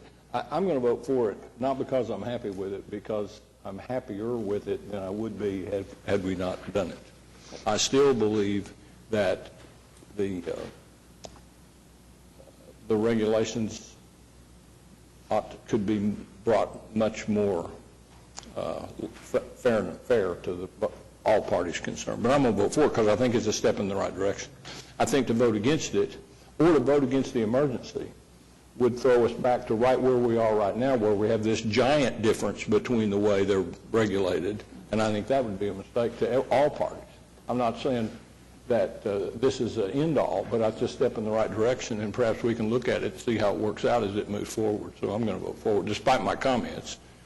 Not being totally happy with it is not the same thing as not seeing this as a step in the right direction. We have a motion and a second on the floor. Everybody cast your votes. And the item passes 5-2. Alrighty. Oh, so now to the next technical piece, which is the emergency. Is there a motion for the emergency? I move the emergency. Can you explain to me what happens? I don't understand. Nothing. Nothing happens. I mean, it's over. It's not. No, what happens? Go into effect. If the emergency clause passes, then it's passed, finally passed today, and it becomes effective November 1st. If the emergency clause fails, then you have introduced the ordinance only, and it will be back in 2 weeks on October 21st for a final hearing, at which time, if it passes by 5 votes, gets at least 5 votes, it will finally pass and then be effective on 30 days after publication the next day, which would be November 22nd. So basically, if you don't pass the emergency, you just introduce it today, and it's back in 2 weeks. Correct. Okay. So, Pete, you made a motion for the emergency. Is there a second? Okay. Everybody cast your votes. And the emergency fails. So we'll be back We'll be with back in 2 weeks. Correct. I think now that we're through all this process, I think all of our work is going to be for naught, because I just believe the state will come in and begin preparing their own regulations for these entities, and will be excluded again. That'd be great. We've got a nice model for them to follow. You think they're interested? Never mind.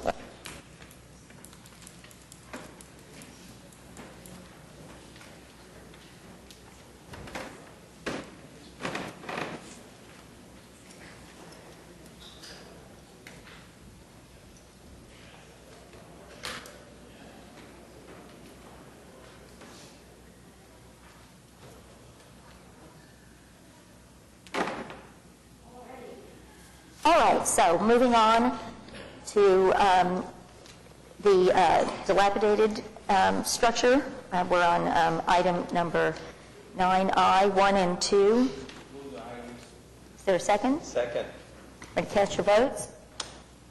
And those, Ed, did you intend to, and that those items pass unanimously? Moving on to item 9J, 1 and 2. This is a resolution declaring structures at 23 locations unsecured and authorizing the securing of the structures. Is there a motion to approve? Second. Second. Cast your votes, please. And those items are passed unanimously. Item 9K, 1 and 2, is a public hearing, and it's a resolution to adopt an amendment for the fiscal year 2014-15 budget for the Airports Enterprise Cash Fund, Asset Forfeiture Fund, Capital Improvement Projects Fund, et cetera. Doug Dollar came and gave an explanation of this a couple of weeks ago. A lot of this is the year-end cleanup with the rollover and encumbrances and some fund balances that we're dealing with. Okay.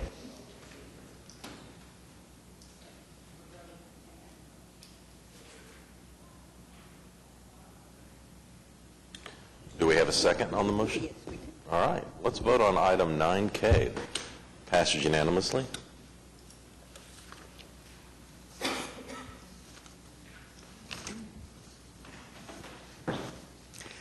Item 9L is a public hearing. This has to do with a study on the physical conditions of our fire stations. This is in anticipation of a bond issue that's still a few years away, but an opportunity for us to go through and see what the physical conditions of our stations are sooner rather than later. This is a public hearing. Did anyone show up today hoping to speak on this item? All right, how about a motion then to move it forward? Is there a second? Cast your votes, and it passes unanimously. Item 8M is also a public hearing. This has to do with a resolution that is authorizing us to accept a grant award, and Chief City is here to speak about the item if anybody needs him to. Is there anyone here hoping to speak on this item as a public hearing? All right, sounds like we're good to go. Cast your votes on item 9M, and it passes unanimously. And item 9N is a resolution that's come to us from the Parks Committee, and Doug Cupper's here to explain what they've sent to the council. Thank you, Mayor, City Council. Doug Cupper, Director of Parks and Recreation. Through the review of naming opportunities since my arrival in Oklahoma City, the current policy states that there will be a 30-day public comment period, but most of our Park Commission meetings on average are every 28 days. So it actually takes 2 full months to bring a proposal forward to the City Council, and we're trying to streamline that, and we've reworded it such that the public will take that consideration until the next scheduled Park Commission meeting, try to cut down on the length of time between the Park Commission hearing it and bringing it to the City Council for naming. And it's some other housekeeping activities that are a little arduous. We're just trying to clean up that activity. Okay. How about a motion then on item 9N? All right, ready to vote? Cast your votes on 9N. That resolution is adopted. Item 9O is a resolution that would approve the emergency operations plan as revised. And Frank Barnes is here in the room if anybody has any questions. All right, looks like we're ready to go. Voting on item 9O, it passes unanimously. Item 9P is a salary continuation. I understand we do not need executive session on this item. All right, we're voting on item 9P, and it passes unanimously. Item 9Q is a workers' compensation issue, and I understand we do not need executive session on this item. Correct. All right, how about a motion? Cast your votes on 9Q. Passes unanimously. Item 9R is another legal issue. We do not need executive session on this item. Right. All right, cast your votes on 9R, and it passes unanimously. On item 9S, though, I understand we do need executive session on this item. Yes. All right, how about a motion then to move 9S into executive session? All right, cast your votes. That item moves to executive session. Item 9T is an opportunity to enter into executive session, and the municipal councilor will join us in there, and this has to do with purchase of property. Okay. How about a motion to move item 9T into executive session? All right, cast your votes, and item 9T moves to executive session. Item 9U we do not need today, so how about a motion to strike? All right, cast your votes. That item is struck from the agenda. Item 9V is claims recommended for denial. Is there anyone here hoping to speak or any item listed under 9V? All right, how about a motion then to deny the claims? All right, cast your votes. And it passes unanimously. Item 10A is claims recommended for approval. Is there anyone here hoping to speak under any item listed under 10A? All right, how about a second? Cast your votes. It passes unanimously. Item 11 is items from council. James, you have anything for us today? Ed? Two items. One, I thought last night was a historic night. I thought Mayflower Church and the ACLU did a wonderful job last night explaining the implications of the Supreme Court's action or inaction. Yesterday, I don't particularly like weddings, but I watched about 15 weddings, and it was very well done and just very, very exciting, and I think good for the city and the state, and just really thought about my kids, who I tried to talk about, and they really don't get it. They don't understand what the big deal is. Right? This is our generations, and I'm very grateful for that. And then I thought about my parents, who just as I was born, Oklahoma was in a similar situation where we had about 16, 17 states who had laws against interracial marriage, Oklahoma being one of them, with about 74% of the American population against interracial marriage. Fortunately, I never got to see that, didn't get to see the separate bathrooms, and my parents were always very grateful that I didn't. So I'm very grateful that my kids, I think, will hopefully live in a very different world, and we took a big, big step forward yesterday. Second thing is I want to just talk for a second about condemnation. I know we're going to talk about the Convention Center Hotel in a second, but I want to clarify some things with Kenny because it has implications for that. And then also I just want to ask for some help maybe from the media and everyone in terms of one particular issue. Kenny, we're in the process, and we're going to continue the process with MAPS 3 where we condemn various parcels of property downtown when we disagree about the price with the owner. And the Cliff Notes version, and just stop me if I'm saying something that's wrong, the Cliff Notes version is that we get an appraisal of what we think the land is worth. And they may or may not get an appraisal. In the issue of the Convention Center, I understand they didn't get an appraisal. If you disagree with the price, then you take it to a judge, or in the case of the Convention Center land, 3 judges. Then the 3 judges come up with a price. At that point, we can still back out. Correct? Yes, actually, it's 3 commissioners are appointed by a judge. Okay. And the commissioners panel values the property and comes back with a commissioner's report. At the time the commissioner's report is filed, then the governmental entity, condemning entity, has the option to deposit that amount into court, the commissioner's award, at which time they take possession of the property. But the landowner can then, if they wish to, file a demand for a jury trial on valuation, and then you have an additional trial on, or settlement on the... Okay, so with this particular example, we've budgeted in MAPS 3 about $17.5 million for land acquisition and site prep.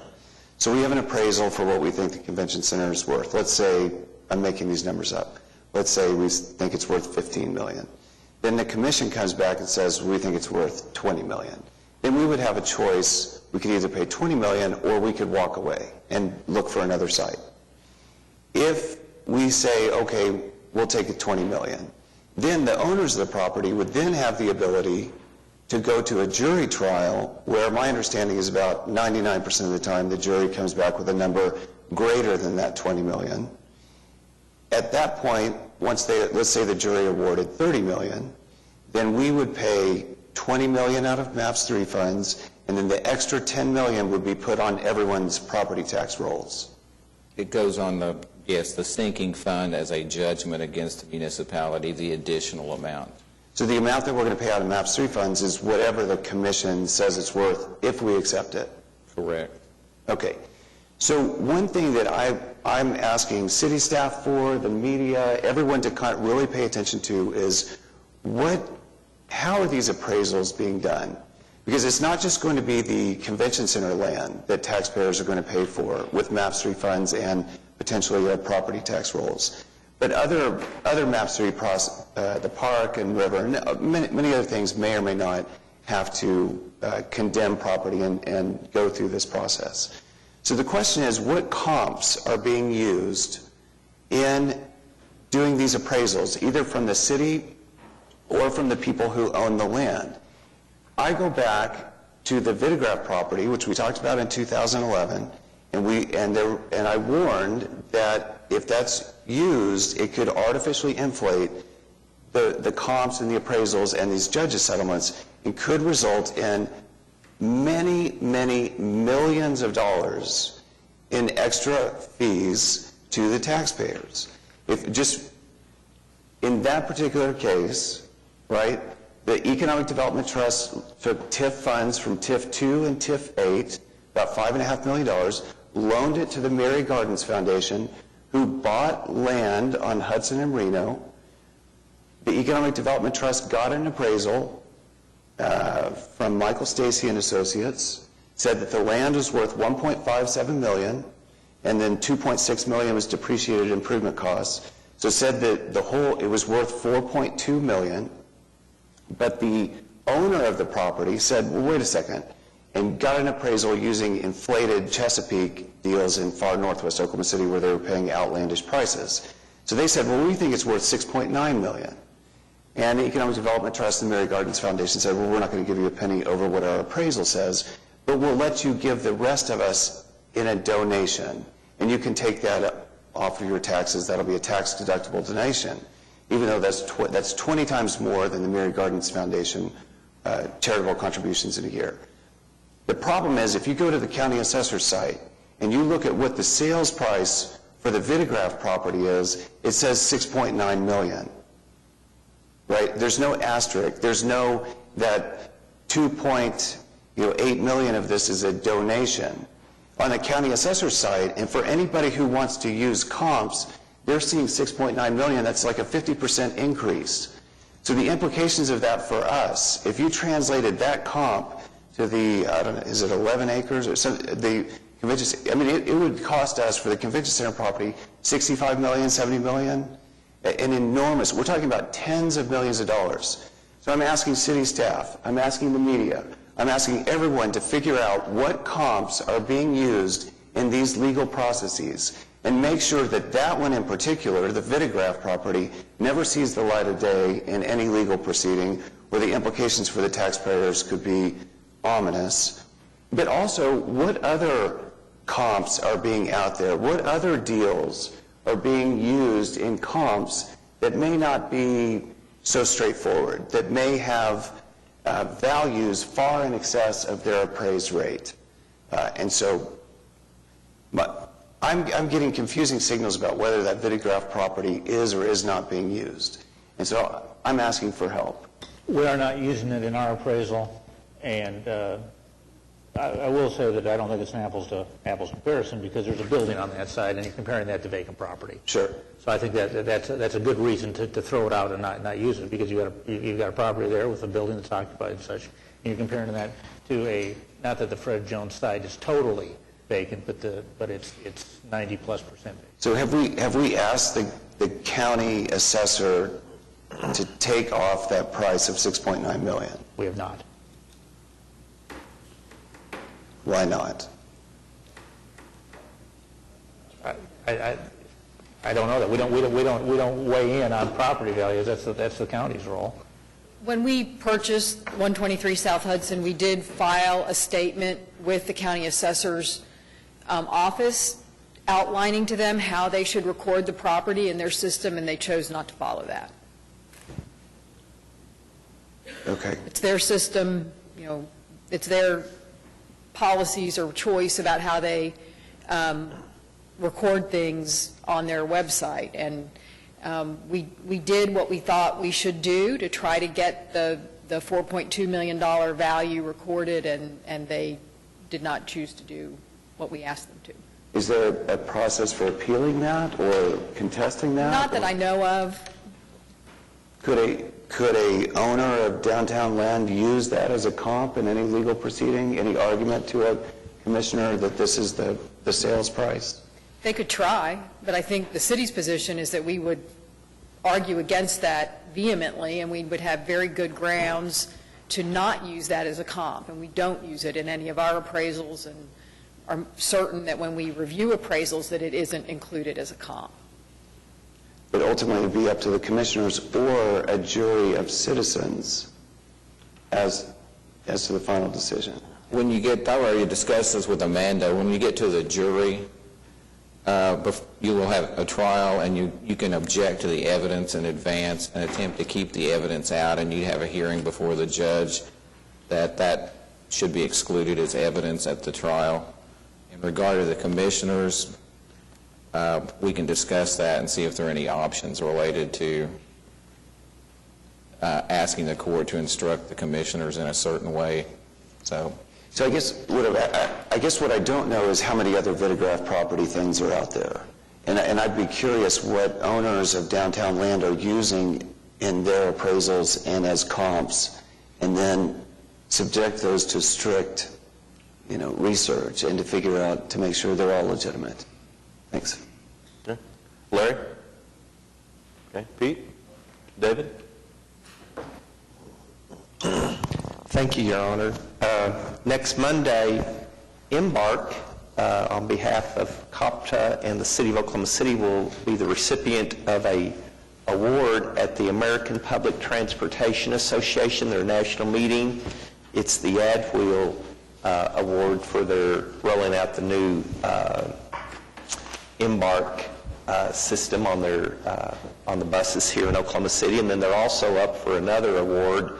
And I just want to congratulate everyone involved with that, and looking forward to seeing whether or not they get the additional recognition that I'm hopeful for. It's a great system, and I think what the city has to do now is encourage people who do not have to use public transportation to give it a try and try to include it in your work week, at least possibly one day a week, even if it means driving part ways to a stop in your part of the city and then continuing on your trip using public transportation.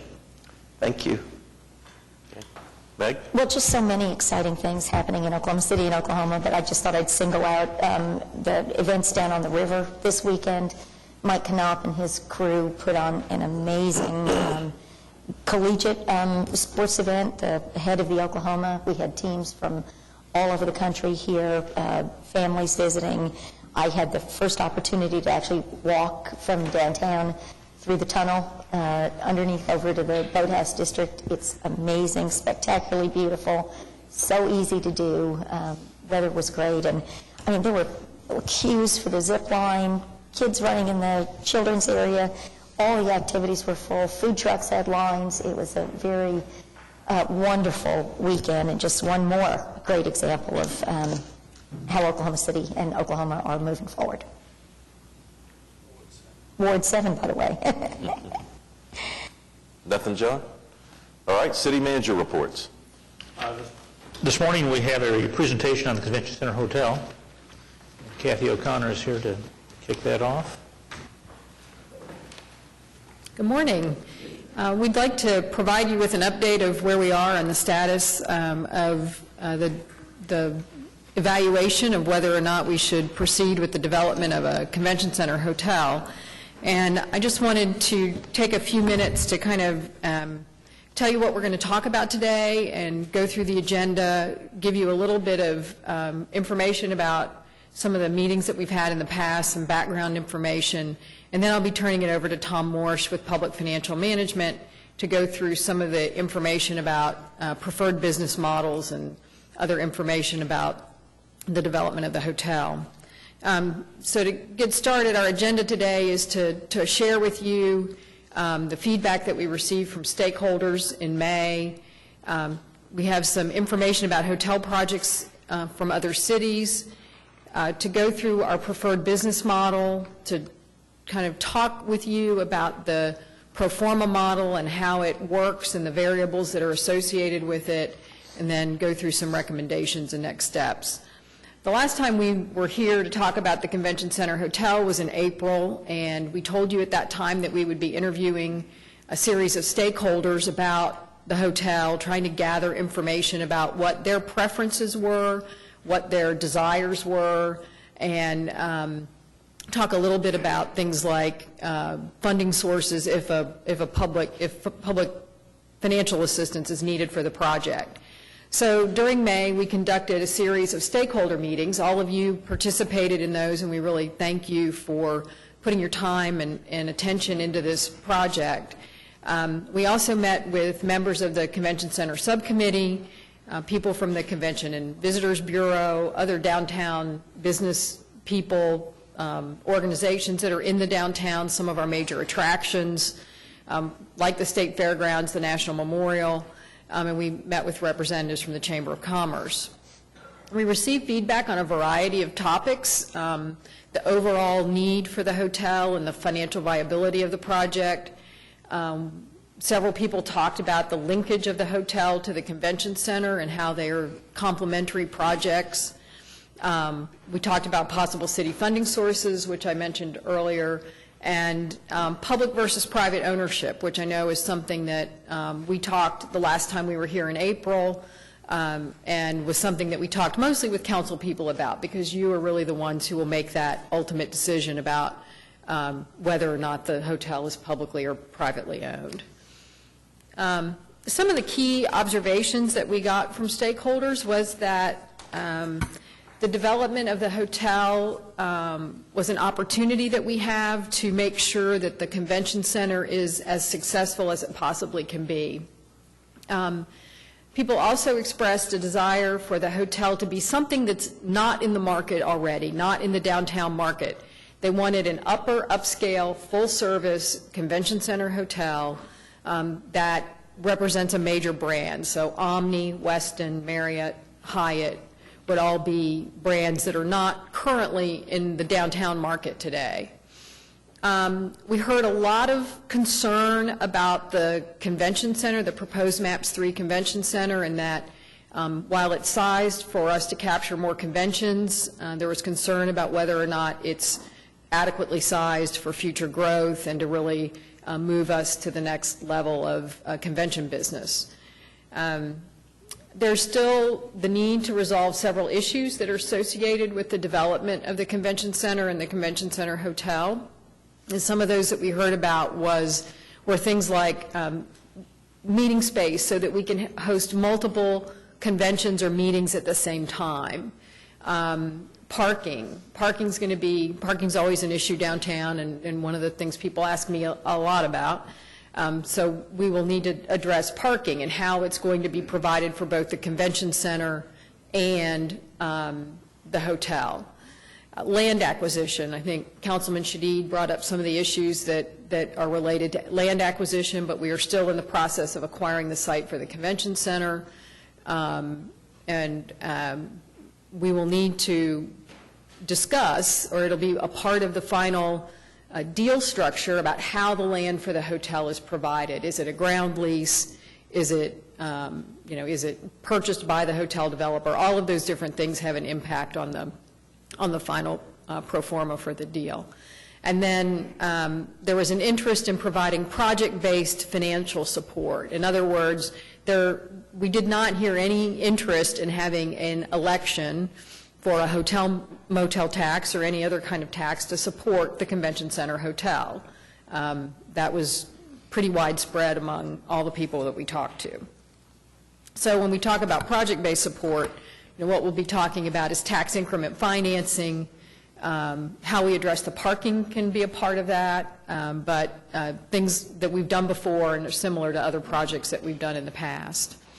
One of the other things that we thought we would talk about this morning is some of our experience in the past, and that we have participated in hotel development deals in the past. And the first one was with the Renaissance Hotel in 1999. It's 311 rooms. It had about a $35 million development cost at the time. There's about $7.8 million in local and federal funds that are associated with that project, as well as it was built on land that was owned by the Urban Renewal Authority. An important part of that transaction was that the hotel received exclusive catering rights to the convention center and controls the booking for the meeting room space. So, And still do to this day. Pardon me? And still do to this day. And still do to this day, yes. That agreement has not expired yet, and that has had a significant financial benefit to the Renaissance Hotel. The next transaction that we worked on was the Skirvin Hotel. It opened in 2007. It's 225 rooms. The local and federal funds in that project were about $22 million. And again, those funds were provided to that project through a variety of sources, similar to what we think would happen with the Convention Center Hotel. Tax increment financing, federal funds from a Section 108 loan, New Markets tax credits, historic tax credits, a little bit of everything. 21C is the most recent project that we've worked on. It's scheduled to open in 2015. It will be 135 rooms, and we have local and federal funds in that project of about $12.2 million. These next few slides, I'm not going to go through in any detail. They're provided to you for your information. Some of you asked about this when we talked in the past. These are some hotel transactions that have happened throughout the country recently, and give you some ideas about how these are structured, what kinds of incentives are provided, and if there's a message from any of this, it's that it's very difficult to find an apples-to-apple comparison because pretty much all of them are structured differently. One way to look at things is the gross public cost per room, and those numbers are indicated on some of these slides. But some of the things that we don't know, we don't have the specifics on some of these transactions, but they may have had more meeting room space and that gets more expensive, or they may have had other demands on the developer that can change the amount of subsidy that's provided to these deals. So we'll just flip through these pretty quick. With that, I'm going to turn it over to Tom Morse. I mean, one of the things that we want to try to accomplish today is to get your okay with proceeding with the development of a request for proposals so that we can begin to answer some of the questions that are yet unanswered about how the final transaction would be accomplished. So with that, I'm going to turn it over to Tom, and he can talk about the rest. Thank you, Kathy, and good morning, Mayor and Council. How are you today? It's nice to be back here in Oklahoma City. As Kathy indicated, so we've been working a couple of months here. All your feedback was really important and helpful as we begin to frame the project and the feasibility going forward. Kathy wanted me to focus on the business model. We had a fair amount of discussion about this when we talked back in April about what involvement the city should have, and we really have three choices. We could, and that's looking around the country, we could certainly own the hotel. Some cities actually own their convention center hotels and contract out management to a private company. We could do some sort of joint venture with the private sector, or we could let them own it and potentially fund it.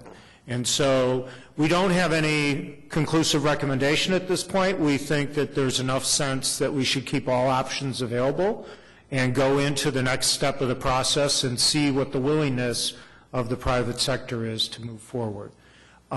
We think that a privately owned hotel seems to meet your objectives best at this point in time. It would allow for their capital investment and incentives for them to perform. So on the face of it, that would appear to be the case. Obviously, we need to measure that against the level of public support that we would ultimately provide. If we're going to provide a large amount of support, we don't want to give away all the ownership. We'd want to participate in the upside. So that's kind of the consideration at this point. And so we're kind of recommending that we go with both at this point. In terms of financial support, based on all the benchmarks that Kathy, we did review those with you and we went through them. I mean, it looks pretty clear that there's likely support that's going to have to be made by the city and the hotel in order to get the project going. So I think it would be, as we move into this process, keeping that in mind is critical. You know, that level of support, though, I mean, that's obviously the question that's probably in your mind. Well, how much? And we don't know the answer about how much today. How much will depend on what is built, on many of the factors that were put forth by Kathy. How do we deal with parking? How do we deal with land acquisition? Do we own it? Does somebody else own it?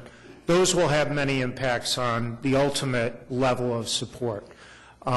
So we did run many cases. We'll talk to you here about a pro forma model that we built. We can come up with a scenario where there would be no public support at this point, but we don't know if that's realistic or not until we get to the next level in the RFQ process that Kathy just outlined. If we can go to the next slide, I just wanted to kind of, I mean, I'm going to do my best here to give you a quick overview of how we look at the finances here of the hotel.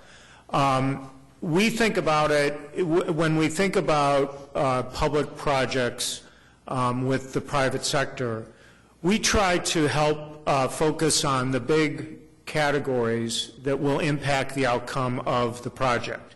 And that we do is we build a pro forma model that looks into the future and says, under various assumptions, how do we think the hotel will operate, and how profitable do we think it would be, or not profitable, as the case may be.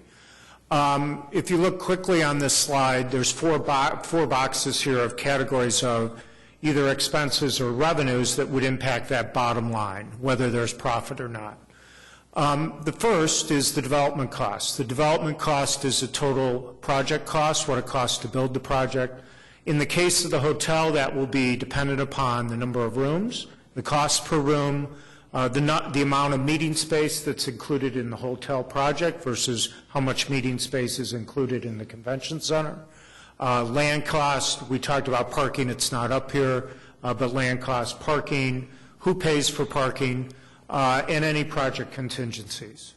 In terms of revenue, we project revenue based on the total number of room nights. That's a projection based on existing hotel room nights that are in this marketplace and how that drives occupancy levels in the hotels.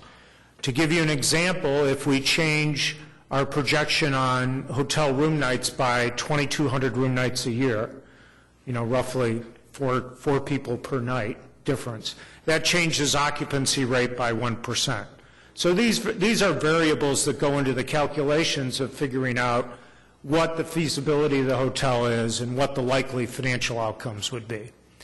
On the operating cost side, we obviously have how much does cost to operate for the rooms and the food and beverages, food and beverage amounts, operating and maintenance costs, and et cetera, taxes, insurance, and other, as you might imagine. And finally, the fourth box is the cost of capital. The cost of capital is how much does it cost to actually go borrow money or finance the project, and whether that project is done by the private sector or whether it's done by the public sector.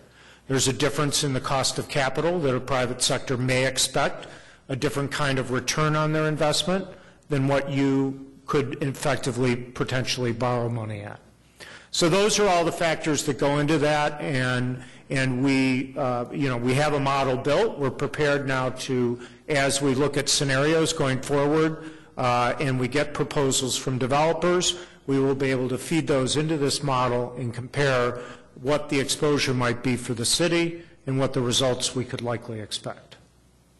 Any questions on that? I know I kind of grazed over that, but I want to try and give you a sense of, it's not a completely easy exercise, but we could run, as you can imagine, with these variables. I mean, there's probably almost 20 of them up here. We could change any one of them, and any one of them will change the outcome of a pro forma model. About how many responses would you expect from the private sector on this?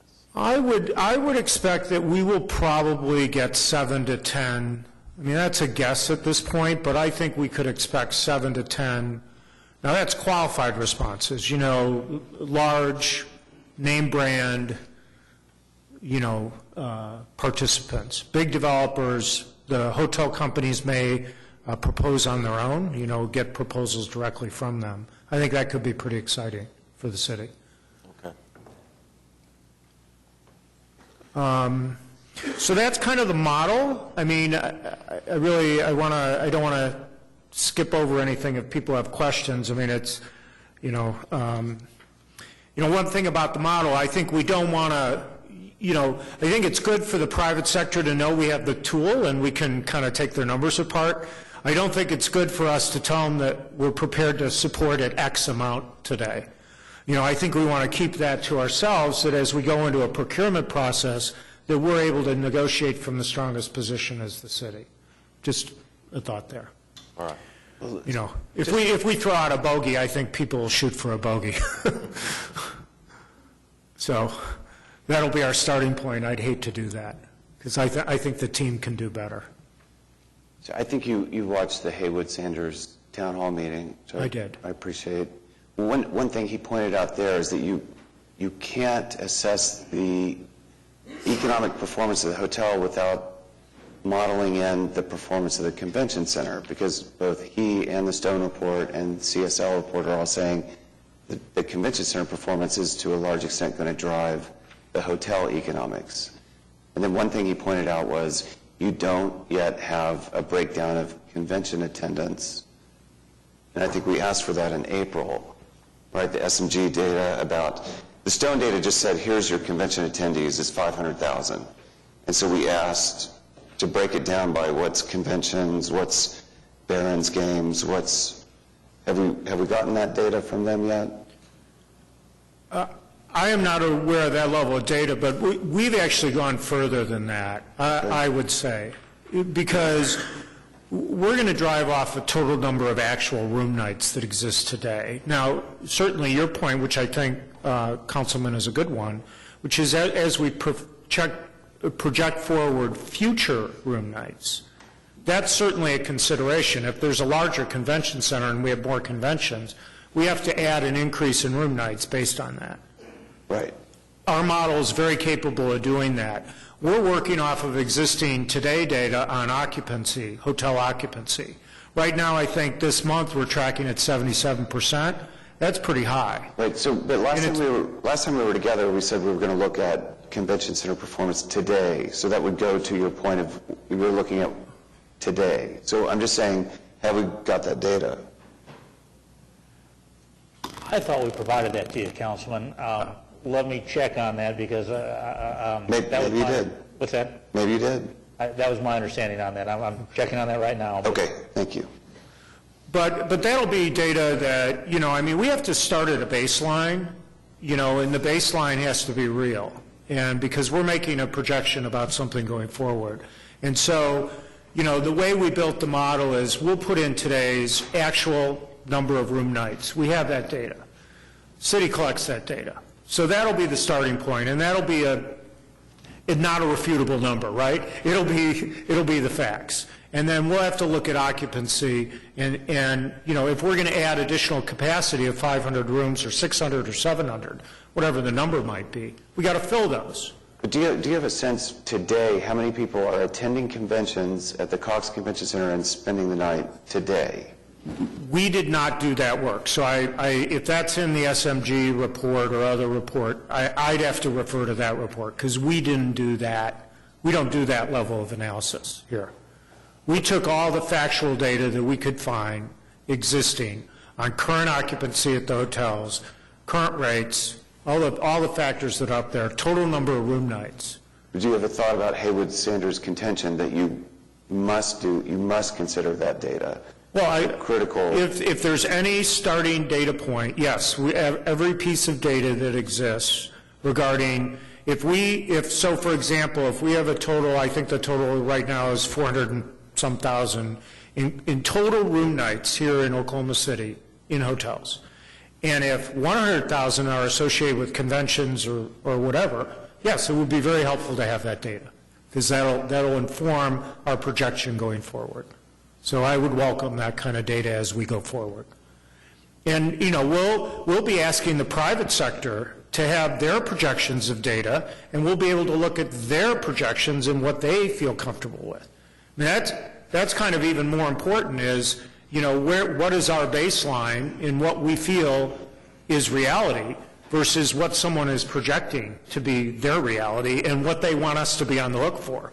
That's a more important question as we go forward that I will want to get us all focused on before you would make any decisions, certainly. Because if we believe the projections of the consultants, this would already be done. If people believe the Convention, Sports, and Leisure study of 2009 that said you'll triple the number of attendees, the private sector would have already come in and built a hotel. So presumably they don't believe these studies that are coming up with projections. So I'm just looking for hard data, and if that's been provided to us, fine, but I'd like it provided to them. Okay. That would be great, but, nobody would be building the hotel yet because we don't have a convention center. So, I mean, we're trying, I think one of the things that Kathy said that I really agree with, and I think, the mayor's direction on this project, we have an opportunity here to kind of take advantage of this. We're making a big public investment here in a convention center. We have an opportunity to see if we can leverage that, and I think that's why we're recommending, let's get into the market, let's see what that looks like. We're not asking for any decisions on spending money of the city here at this point, but you're going to get the bite at that apple, and I think we've got the tool for you. Councilman, I appreciate all your comments because I think I've tried to build a tool here that makes sure that I can answer your questions in the future. So, When should we expect responses? Remind me. Before the end of the year? We would like to issue the RFP sometime this winter and get responses in the spring. So we could issue it as early as November. We could hopefully, or we could wait until January, give people a break over the holidays if we think that would impact the kinds of responses we would get. Well, I think we want to increase the number of responses, but I'll leave that to your judgment as to the timetable. Kathy, how much time do you think typically one would allow before they were asked to respond? Is that a 3-month window, or is it a... I think at least 90 days. Okay. And if we go over the holidays, we might want to give them a little bit of extra time. Okay.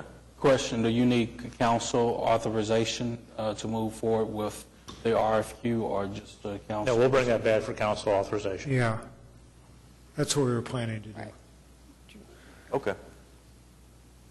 And again, on the procurement process, I think, we've done these a lot. You want to keep momentum and you want to keep people focused. And, so we can move it as quickly or as slowly as you want. I think the most important thing from the city's perspective is showing, the willingness to move forward and to consider options that will encourage the private sector to respond. I really think the most important thing for me is to keep as many options open as we possibly can and not eliminate any of those models until we get a chance to sit down and talk with folks and figure out, what the numbers really do look like. Yeah, the model's our tool. Right. Not their tool. So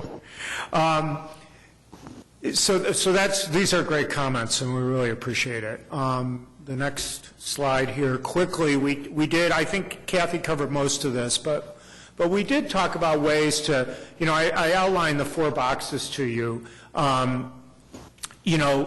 This is related to that. If we need to kind of increase revenue, one way to, or reduce expenses, one of the areas I looked at that I outlined on the tax line, or on the expense line, is taxes. So if we abate taxes, for example, we take that out of the expense line of the hotel pro forma, and that adds more revenue at the bottom. So those are the kinds of, I just trying to relate then the specific things that we might consider in the future and how they impact the pro forma going forward. On the other hand, I talked about the development cost. If you look under reduce hotel development costs there, that would change the number in that box. So if we're taking the project from a 735-room hotel, that was what was outlined in Stone report, to a 600-room hotel, I think that was even a little less than what was in the original CSL report. Right there, you're talking about a $27 million difference in that box, in that cost. So if we take $27 million out of the cost, we obviously it makes the bottom line a little easier to achieve. Well, So those are the except in variables. that case, you're reducing revenue opportunity. And and interestingly, going to another box, we're reducing overall revenue, but we're increasing occupancy because we're dealing with the same amount of room nights, but with a smaller hotel. So good point, but that's why I wanted to illustrate that we have all these little variables going on here, and we're trying to help you kind of come to the right optimal decision. We don't think we can do that by ourselves. I don't have that crystal ball, but as we get the private sector proposals and we see experts in the hotel business making their proposals to us, that'll give us an opportunity to really get, I think, a much tighter box around what it is that we can expect. And that, again, I know I'm like a broken record here, before you agree to it, okay? So. All right, well, thanks. Anything else? Nope, I think that's... So this item will come back in front of us for a vote at the next council meeting? No, when we ever, with the RFPs put together, We'll develop an RFP and bring it back to you for approval before we issue it, so. But that's it? I mean, we just did a study on financing options. That's the presentation? Yes. Okay. So basically, we're saying, okay. Can you outline any more detail what cities are done, or if you don't want private ownership, what does that leave you with? What would be the parameters of this RFQ? Is it just private ownership or public ownership? All of it's on the table? Just basically any option out there, any private developer just comes with us with their proposal. I think that as we draft the document, we will draft the document and try and have a lot of clarity around what the city's objectives are. And so, for example, to the point of one objective, for example, we would say the city seeks to minimize the public contribution. So here's the opportunity. The opportunity is to build a hotel in connection with our convention center development, and here are our objectives associated with that. We want to minimize the cost. We want to optimize the amenities for the citizens of Oklahoma City, et cetera, et cetera, et cetera.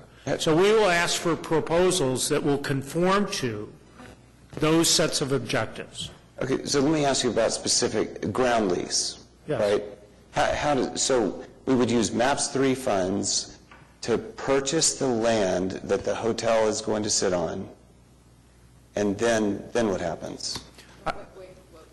Tom doesn't know the answers to Okay. that. Yeah, okay. We don't know the answers to all of that yet. But what the plan is right now is that the hotel site is a part of the overall convention center site that is going through the condemnation process right now. And when we get a commissioner's award, we will use MAPS 3 money to make the deposit into the escrow fund. Once we know the structure of the transaction, whether or not there's parking underneath it, how all that's going to fit, MAPS 3 will be reimbursed for the footprint of the hotel or the parking garage or whatever is not MAPS 3 related. So that really doesn't have anything to do necessarily with how we provide the land to the hotel. That's how we deal with the purchase price and the ownership of that. Okay, so who made that decision? I mean, what you're saying, this is the plan. Where is this? Who made that decision that MAPS 3 funds would be used and then they'd be reimbursed with? I think the plan from all along was not to use MAPS 3 funds for the hotel site, and we're trying to achieve that. Well, I've heard And we haven't conflicting. coordinated. I've heard that they might be used to buy the land as recently as last week, that it would be used to buy the land. I think what I told you, it was never our intention to use MAPS 3 funds to ultimately buy, the ownership of the hotel site.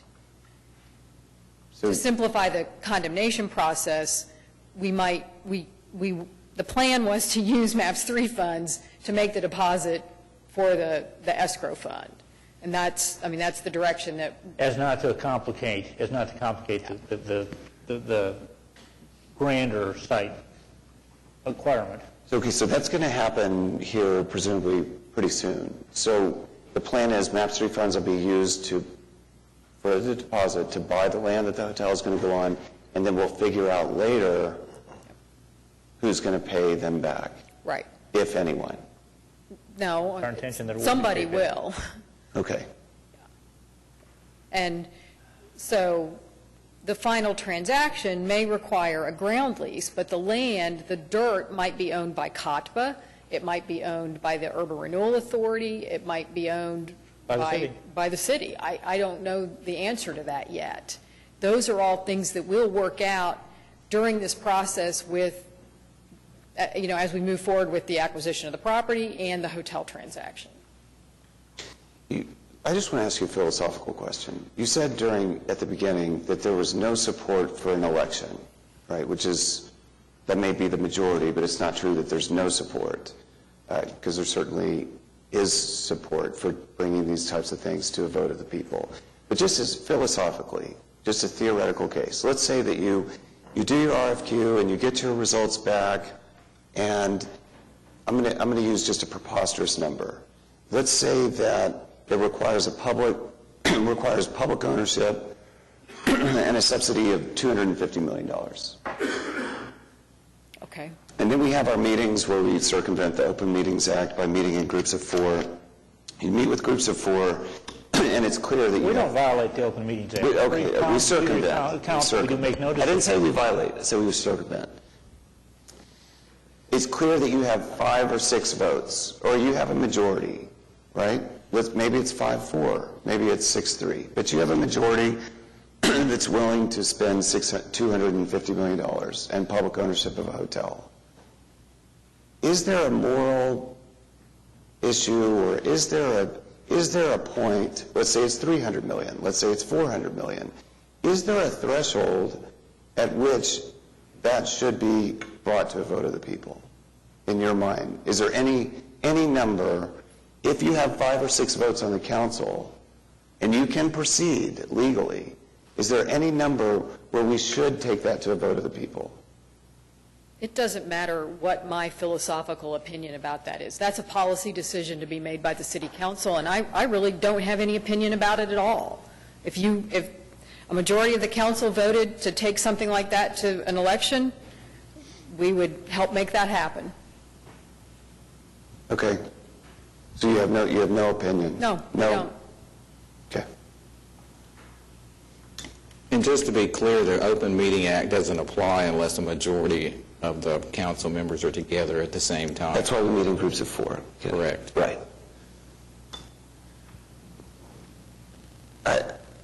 Okay.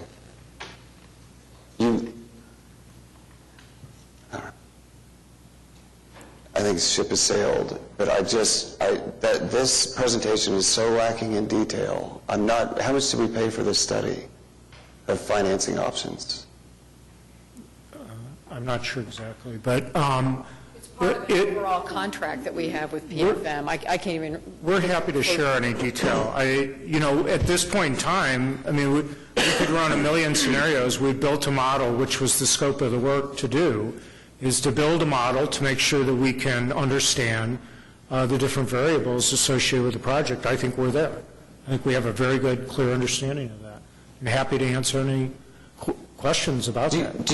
One thing I would like to put to bed today, right, in the paper this Sunday is taxpayers could know within months whether a public subsidy will be needed to build a hotel adjacent to a MAP 3 convention center. We are still using language, I think today you said very likely.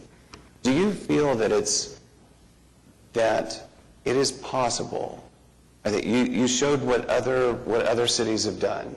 I think you had the Fort Worth, which was 30 million, but all the rest looked like they were more than 100 million. Can we speed this up by a few months?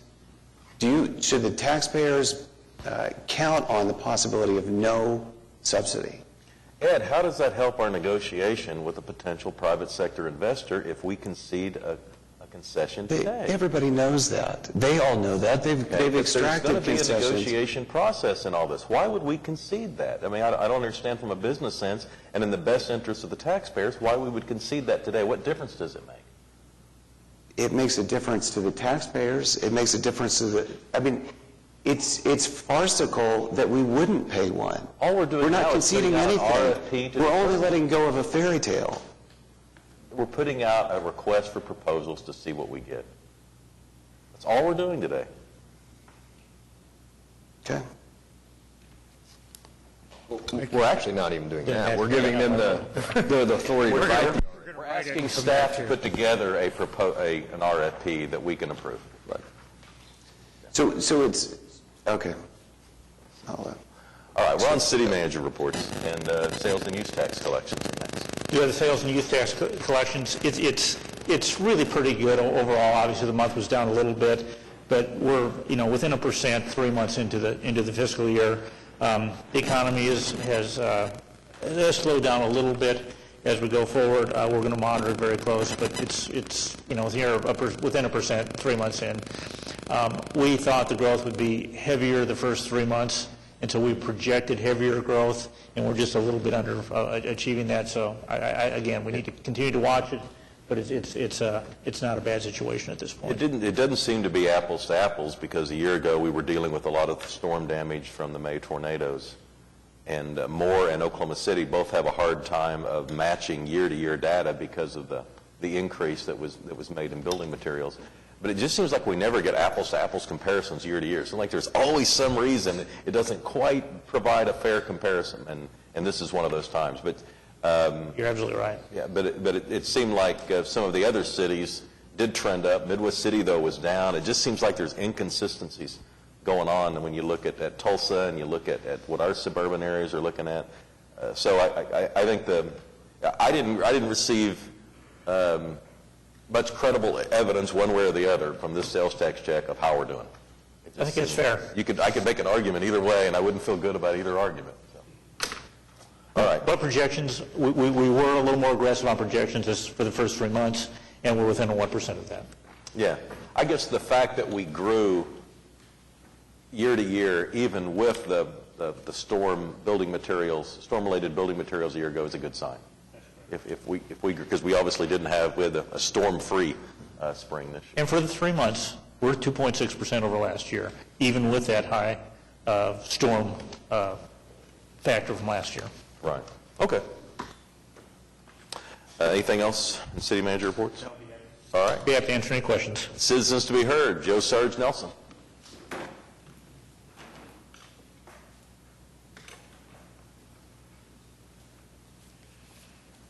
I'm Joe Sarge Nelson. I've been here before. I want to make a comment on what y'all were just talking about right now. Now, I have done a little studying on that since being a taxpayer and all. We have several hotels down in Bricktown right now. They never have been to 50% capacity. We got Cox Convention Center. Why overburden and overboard the people? It's a waste of time, a waste of energy, and a waste of money. I had a nice speech that I was going to give you all. I did go through protocol. I wrote to Mr. Couch about it. And my speech was about 5 to 7 minutes, and I got a quick answer back saying limit it to 3 minutes or less, or shut up, so to speak. Well, that's fine. Before I get into this, I need to ask Mr. Couch, what'd you do with my photographs about the pillars? I know, file 13. Nothing out of the ordinary. The gentleman to your left, or to your right, Mr. Jordan, this has nothing against you personally. In 2003, I went up against you with several other people. One of them was William Burkett. He wrote me a nice letter. We took him out of office, too, and $90,000 right along with it. He asked me to retract what I said. I was pretty strongly worded. This is the envelope he sent to me. I guess the job got too big for him, and he kindly stepped down and resigned. And I've known Bill a lot of years. He was former U.S. attorney. Now, back to what I came here for besides that. As you all are aware, I did present you people with some documents, the affidavits and resignations and this and that and what have you. Didn't get a reply, didn't expect to. But I thought what was really funny about it, that the surprise was on me. I'm now known as a psycho or a nutso, according to some of the news people, and not a word was said about those things I filed with you. At least they were worthy to even be remarked that they were filed. My biggest problem is to show you how far some of you people's reach up there in that horseshoe really goes, not having a word said about those documents. Now, I admit they were poorly written and weren't in context, but everything in it was legitimate and real, and I can support it. I've told you before, don't play me for a fool. I'm not one. My biggest problem is what I'd like to see, and then some of the things I heard on Fox News, Channel 44, about what happened down in Moore. They contacted the city people, according to our news department, and said that you all said that you were unsure about us being number 2 or 3 unsecure in the community. I don't know what it's going to take to make you people wake up. We're in a danger zone. Even our own President of the United States is a fool. And I wrote him 3 letters and told him exactly that. I've been on the battlefront before. I'm one of the taxpayers who represents you people. You can make mistakes like anybody else. But I'm going to tell you right now, if that wasn't a wake-up call and down in Moore, you better get some more police and fire department in here. I'm a strong supporter of having security. You want Oklahoma City to grow? Give the people a safe place to live. Give them a little security, and Oklahoma City will grow right along with it.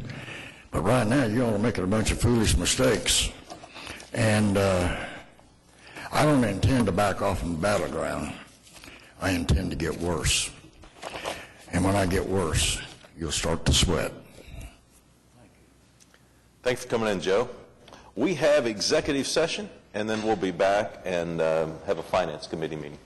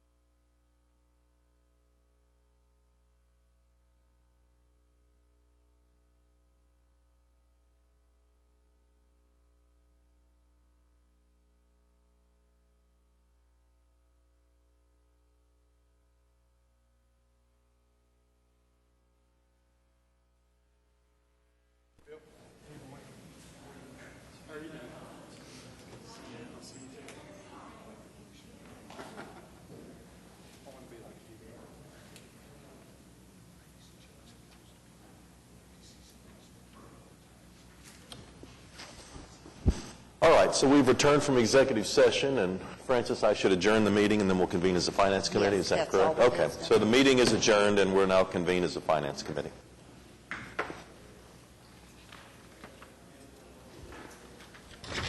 And we are going into the CIP presentations today. And first up is the Parks Department.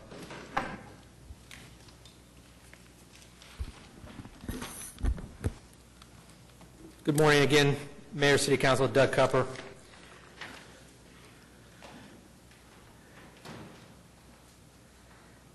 We're presenting our thought processes as it relates to the capital campaign, or capital plan, excuse me. The funding is in place from the 2007 bond. The bottom portion, the largest portion on this graph is virtually unfunded funds, but we put it in here just so that you know that we are thinking of the future and trying to plan for improving the quality of life and our ability to provide diverse opportunities for our citizens to participate in recreational activities. Park improvements are at $25.5 million, facility improvements $88.6 million, and then, of course, walking and paving activities for trails and pathways $11.6 million. With over 150 parks, we've still got a long ways to go to make them ADA compliant, hence the paving and pathways being such a large number. The park improvements are wrapped up in facilities, and we'll get into that to show you that a little bit more into the presentation. But again, it's a planning tool, and we want to make sure that we identify opportunities that we think are important going forward. This is a pie chart basically breaking down the $125 million. Majority of that is in facility improvements, and again, the majority of that will be into the Civic Center, basically. The next graph is funding by source. Again, the largest portion of this is unfunded. We haven't identified all of that as it relates to how we're going to accomplish that task, but a lot of opportunities are listed here. We have the improvements that we're doing to the golf courses through their funding sources. One of the smaller projects, but we think is rather important for our ability to offer diverse programming, is the enclosed tennis facilities at Will Rogers, which we hope we can get going forward in the near future. Some of the park improvements, skipped a slide, sorry.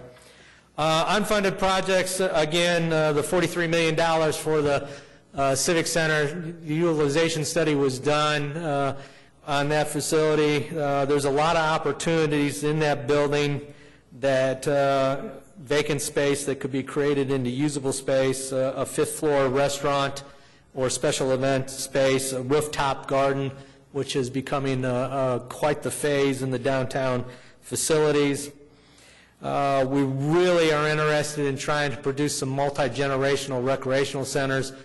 I think the city has taken a giant step forward by creating the MAPS senior wellness facilities, and we want to make sure that we continue that trend and start offering some multi-generational facilities here in the future, so that we can capture them as young people and get them involved and get them understanding how important, lifelong opportunities in health and wellness can be carried forward into young adults, college, and then upon entering the workforce.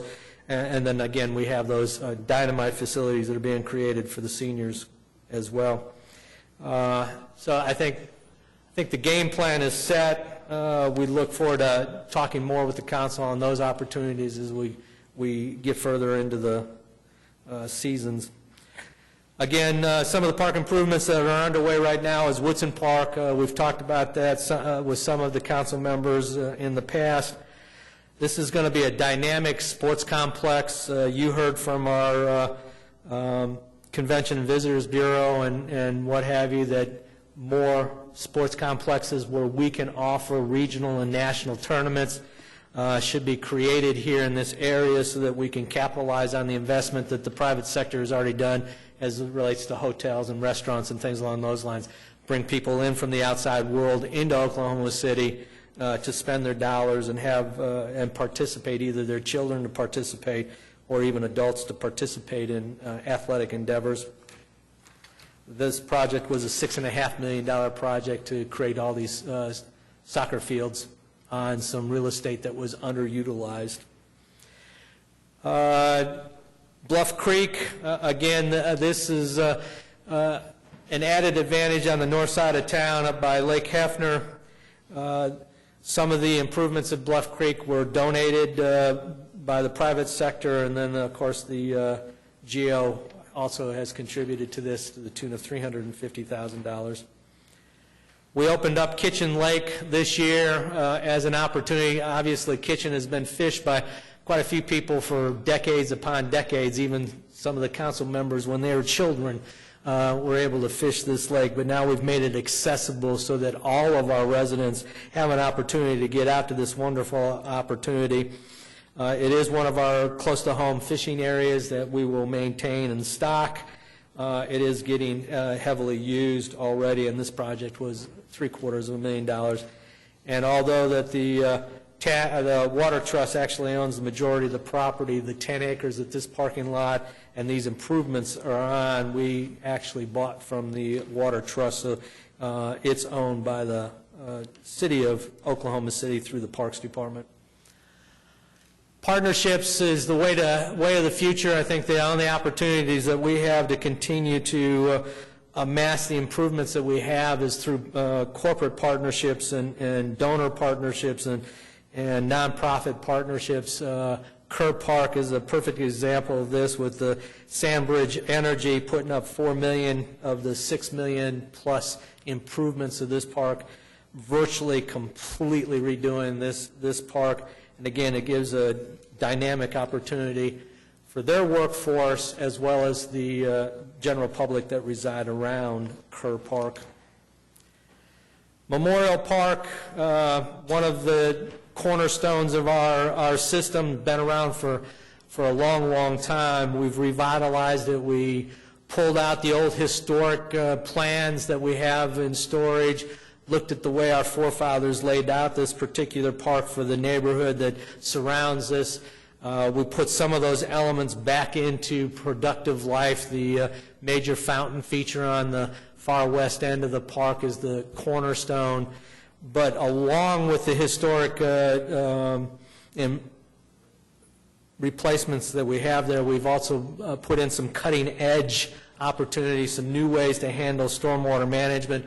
The parking lot on the north side of the park has bioswales, so any runoff from that parking lot will be put through catchment basins and treated for contaminants. The plants take the heavy metals and the contaminants out of the water supply before it can get on down and even before it can get into the groundwater. So we're excited about this project, and this project was approximately $2.1 million. Then into the facilities, one of the key facilities that we were able to get open and operational this year is our 1920s conservatory at Will Rogers.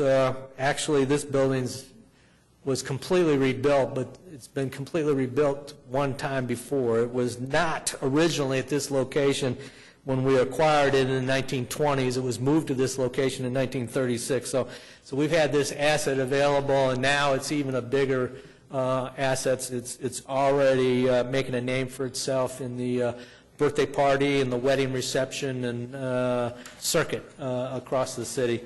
We're really proud of this one, and we think this is going to be one of our most dynamic facilities as it relates to the general parks and recreational opportunities. Earlywine Family Aquatic Center is under review right now. We have hired, in conjunction with the Public Works Department, we have hired a consultant firm to go over every square inch of Earlywine to make sure that it's still of quality condition, that will survive another 10, 15 years going forward. as well as looking at opportunities to expand the aquatic elements at this park to make it, again, fresh and inviting. Aquatic facilities are kind of like art museums and amusement parks. If you can't keep it fresh and alive and changing once in a while, it gets dull, it gets boring. We want to make sure that we have a dynamic opportunity down here. One of the ideas that we are looking at is actually putting in a diving well, because there's really nothing for the older kids that come out to this park to do, so other than the slides, and of course they get busy. So we're looking at all opportunities as it relates to early wine, and we'll be visiting with our user groups and with some of the council members to get their ideas as we bring that plan together. Some of our other facility improvements are at Schillings Community Center. Again, trying to make these facilities more dynamic for the neighborhood, adding a gymnasium here. If you add to this the Thunder basketball court that Mr. Pettis just helped us dedicate a few weeks ago, a lot of new stuff going on here. A lot of new kids are coming out to this facility, and we're looking forward to creating some dynamic programs through our recreation division for Schillings now that it's been expanded and improved. You saw in our graphs that we are also responsible for helping the Golf Commission accomplish their goals and their tasks. Lincoln Clubhouse is one of those. Again, it's coming along quite quickly. Again, cutting-edge technology. We are going to heat and cool it with groundwater wells to pump the water through the building to cool it and heat it. It cuts down on energy costs. Again, state-of-the-art facility for non-traditional golf. It'll be a perfect place for golf tournaments. We'll be able to have large tournaments out here and accommodate them.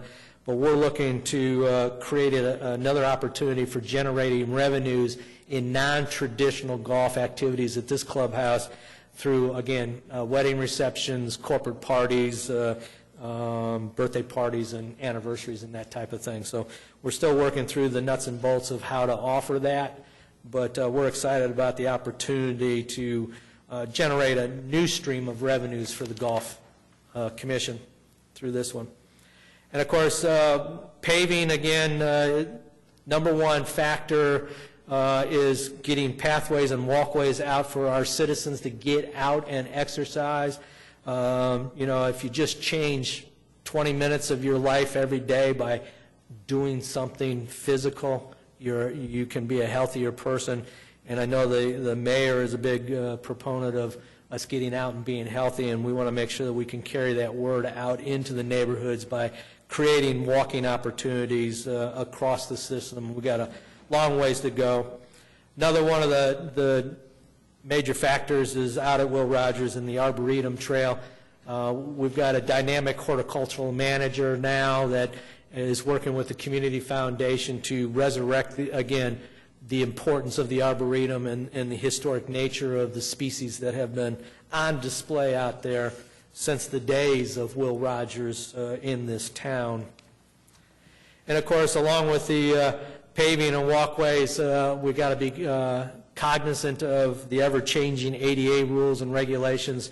Want to make sure that all of our citizens can get out and participate in a healthy lifestyle, so we are actively pursuing, again, in conjunction with Public Works, to make sure that we have accessible parks and playgrounds for our citizens of all ages. And with that, I want to thank you on behalf of the children, on behalf of the close-to-home fishing folks, and on behalf of the Parks and Recreation Department. I'd be happy to answer any questions.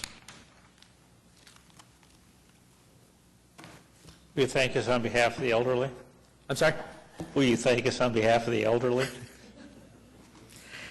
As always, being one of those, I always thank the council for putting up with us old guys.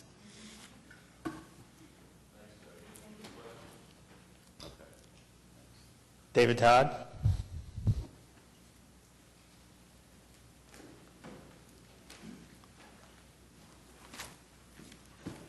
Good morning.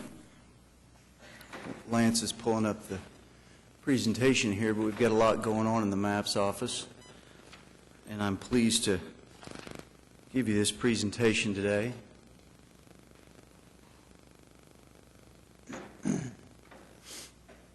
So remember that the MAPS office has essentially 3 programs going on right now. Of course, we have the MAPS 3 program, and then we have the MAPS for Kids program, and under that MAPS for Kids program, there's the sales tax projects that you probably recognize more as the MAPS for Kids program. Then remember, we have the suburban schools funding, and then the I-89 bond projects that was voted on at the same time, and that's pretty much essentially done, and that's also not in the CIP. And then the I-89 2007 bond issue, which is not in the CIP, but it is something that we are administrating within the MAPS office. And that, excuse me, Mr. Todd, what's CIP? I'm sorry. Capital Improvement Program. Okay, thank you. So as far as projects by type in our office right now, you can see very predominantly MAPS 3 oriented, but still wrapping up the MAPS for Kids projects. $619,676,000. David, are we doing, sorry. I think the administration building for the I-89 district was Yes, part ma'am. of MAPS 3. Yes, ma'am. What MAPS is- for Kids, yes. What is our role in that? Our They role is- acquired the building. And It's very similar to what we did with the classrooms, in that we'll administrate that project, whether it be a renovation or what. And we did help the district with buying the building at 615 Classen, and we're still going through that with the district. With their change in leadership, there may be some changes in how they manage personnel and go in there. So we're still going through that. Okay, but we'll oversee the renovation. We and will. take that up to completion as well as the... Yes, ma'am, just like any of the other MAPS for Kids projects. Great, thank you. So as far as funding source, it mirrors the type of project, since we are funded directly from one program to the other, so we have 1% still with the MAPS for Kids right now. MAPS for Kids, remember, is construction, it's technology, and then, as I mentioned, the suburban schools within the 23 school districts that are within the city of Oklahoma City. Here's a map of all of the Oklahoma City public schools within Oklahoma City. You can see there are quite a few. The MAPS for Kids program renovated or built new 70 different schools. MAPS for Kids completion schedule, prior years we've completed 56 schools, just last year 10 schools, and in this fiscal year we should be able to finish the last 4 of those schools for a total of 70 schools. Some quick pictures from 2012, a project that was completed, Oak Ridge Elementary. You can see on the upper left is your before picture of a typical classroom, and then down on the right is the renovated space. And also here at Fillmore Elementary, the upper left is a before picture, and the windows and that soffit there were just caked with lead-based paint and things like that, and we replaced the windows and replaced the soffit and got rid of all that lead-based paint. Classen SAS was completed in 2013. This is a picture of the gymnasium. You can see the gymnasium in the upper left. While not terrible, but you can see there's a tarp down there at the end of the court because the roof was leaking and they were trying to protect the floor. And then at the right side, you can see the renovated space, much better lit, new floor, paint, lots of amenities in there. Northeast Academy is one that was just completed, and the left picture again is a before picture of the typical classroom, and then the right picture is the renovated space. That floor is the same floor, it was just refinished. I marvel every time I see that picture at how that floor turned out. Suburban school projects, school construction renovations, you know, it's based on an application process that each of the schools sends in an application, and they have guidelines as to what they can be used for, like computers, software technology, buses, vehicles. You see the whole list there. And then that goes through the trust. Currently, there's a little more than $4 million left in the suburban schools. They have till 2017 to complete that. I'm sorry, they have till 2017 to get an application to us. Then they have 3 years to complete those projects. Quick question, is that $4 million broken down to each school district? It was spread proportionally as to how many students were in that district. And Oklahoma City resident students in the district. Right, within Oklahoma City. So most of the school districts have their spent down to zero or near zero. The majority of this money, I believe right now, is at Putnam City in their account, and there's a couple of other schools. I think maybe Middale might have a little bit. But Putnam City got the bulk of the money because of their students. And here's a map of those suburban schools. You can see that it extends from Luther to Banner, all the way up to Little Axe and out to Piedmont. It's quite expansive as far as all the districts that are within the city limits. Maps for Kids expenditures. Coming up, we have $5 million approximately left over from the program, and then we have the suburban $4.2 million, so we'll have a total of $9.2 in spending. Let's move on to Maps 3. Just a quick update on each of the projects. The master plan, this body approved several months ago, and we're well into the design of the final plans on this. The property is about 95% complete on the upper park. We still have one little ramp area from the ODOT properties, but the property in the upper park is complete except for that. The lower park has begun, and we have some properties in that. We're doing utility plans right now. Salvation Army has just recently moved out of their building, so we'll be sending you demo plans here pretty soon. So the park is moving well. Sidewalks, we just today on the agenda there was two projects that were for completion of projects. There was a north project and a south project, and these were projects 1 and 2 of phase 1 that are complete. We currently have project 3 of phase 1 and project 1 of phase 2 under construction right now. We have additional projects within phase 2 in design that'll be out soon, and we have phase 3 in design right now. Trails, we have one trail project that is under construction right now, and that's the one on this map that's designated as number 1, the little one balloon there. This map comes from the Trails Master Plan, but are the ones that were designated as MAPS trails. So trail number 1, the River Trail, is under construction, should be complete sometime this next spring. And trail 2, if you recall, you approved the alignment study on that, and today there were 3 contracts on there to approve engineering. So engineering has begun on the I-44 trail, which is shown as trail number 2. Streetcar, as you know, we have an alignment chosen, a preferred alignment, and right now there's an RFP on the street to select streetcars, and that RFP is due, I believe, November 13th is when we will receive proposals back for the streetcar. So that'll be the first piece of the streetcar that we will see basically under construction, even though it's not actual construction, but it's purchase, and it gets us going on that. Convention Center, you'll see a conceptual report here in the next couple of weeks that has come through the subcommittee and up through the advisory board, but right now, just show you the property that is under purchase right now.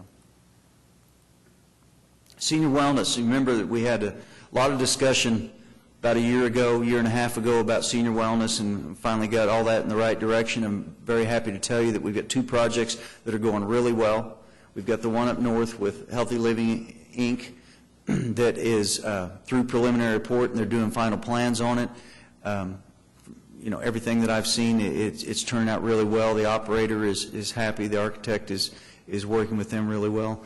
The second wellness center is with North Care, and it's down by Capitol Hill High School. It's going well also. They're working through the same procedure and process, just a little behind on that one. We're about 2 months behind on that one, just from sheer schedule. That we've been working with the school district on that property down there, and I think that one is turning out equally as well. State Fairgrounds, this project just broke ground. If you recall, we awarded the contract to Atlas Construction.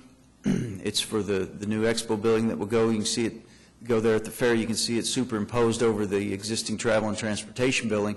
I like to show this picture just so everybody remembers just how large this building is going to be. It's about 2.5 times the size of the existing building out there. So there'll be a groundbreaking on that, I believe, 20th, I believe.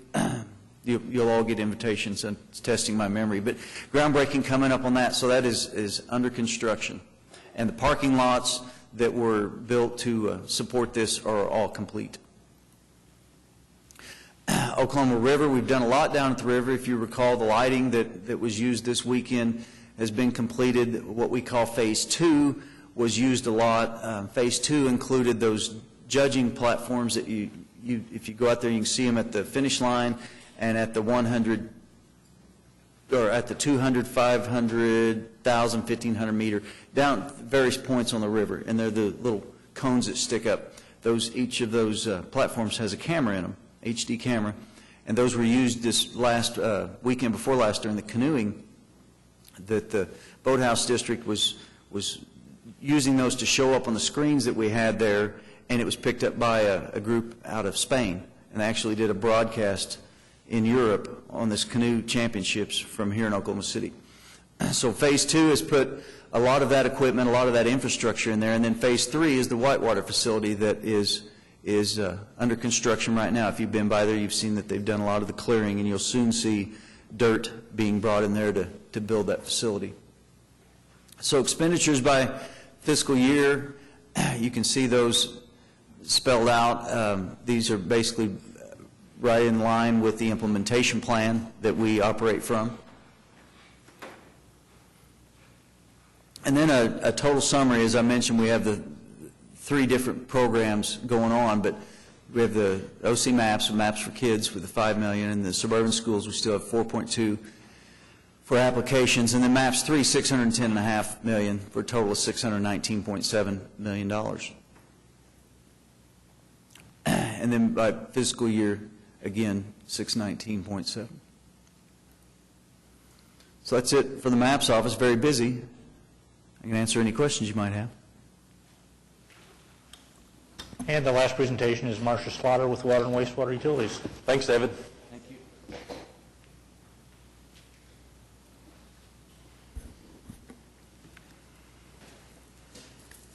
Good morning.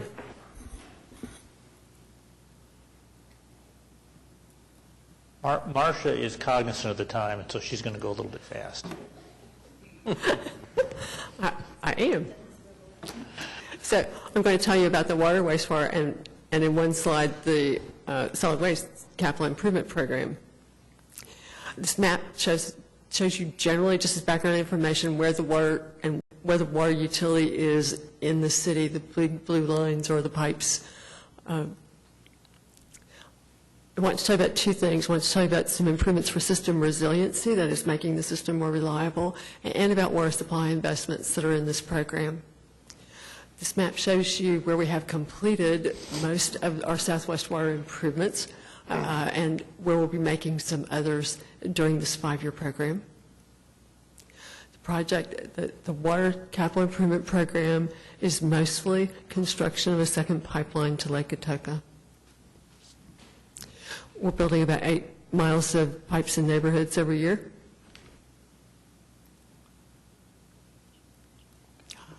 We're making improvements to all the water treatment plants, including the last round of reliability improvements to the Oberholzer plant. We're also building all of the other features that go along with the system, pumps, and more treated water storage to make service more reliable. We're building additional transmission mains, again, to deliver more water to growing parts of the community, but particularly we're building a project shown in this map in green and in more detail on this map that will help tie the Draper and Hefner water treatment plants together so that when a resiliency plan, when these facilities are completed, and it will take us almost 10 years, we will be able to serve the entire city from either plant. Now, not at peak demand capacity, because we still need both plants to do that, but at a level that will be adequate for basic daily functions while whatever the problem is repaired. The other really exciting thing, beginning in the water utilities, in this capital program, we'll begin construction of the second Atoka pipeline. We begin with continuing engineering work on design, completing environmental studies that are always a part of this type of project, repairing the surge protection system on the existing pipeline, and then developing additional plans for how to bring the Sardis Lake supply in.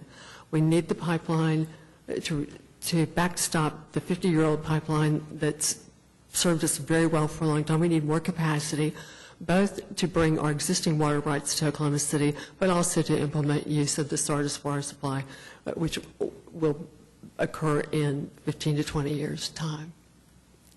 The water capital improvement program, larger than it's ever been. We're very excited about the opportunities it presents.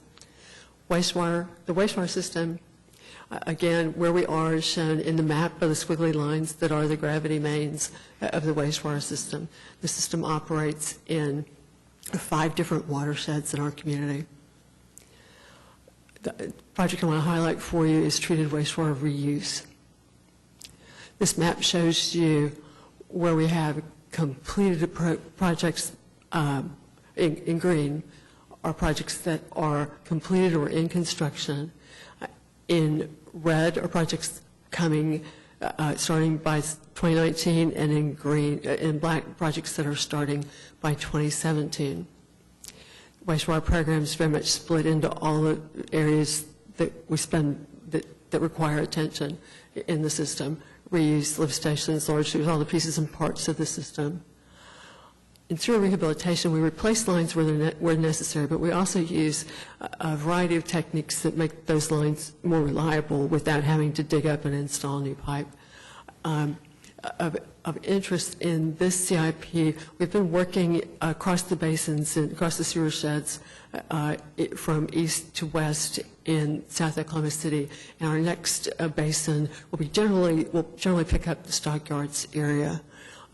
We're excited about that, about learning more about that area in general in the city. It'll be very interesting.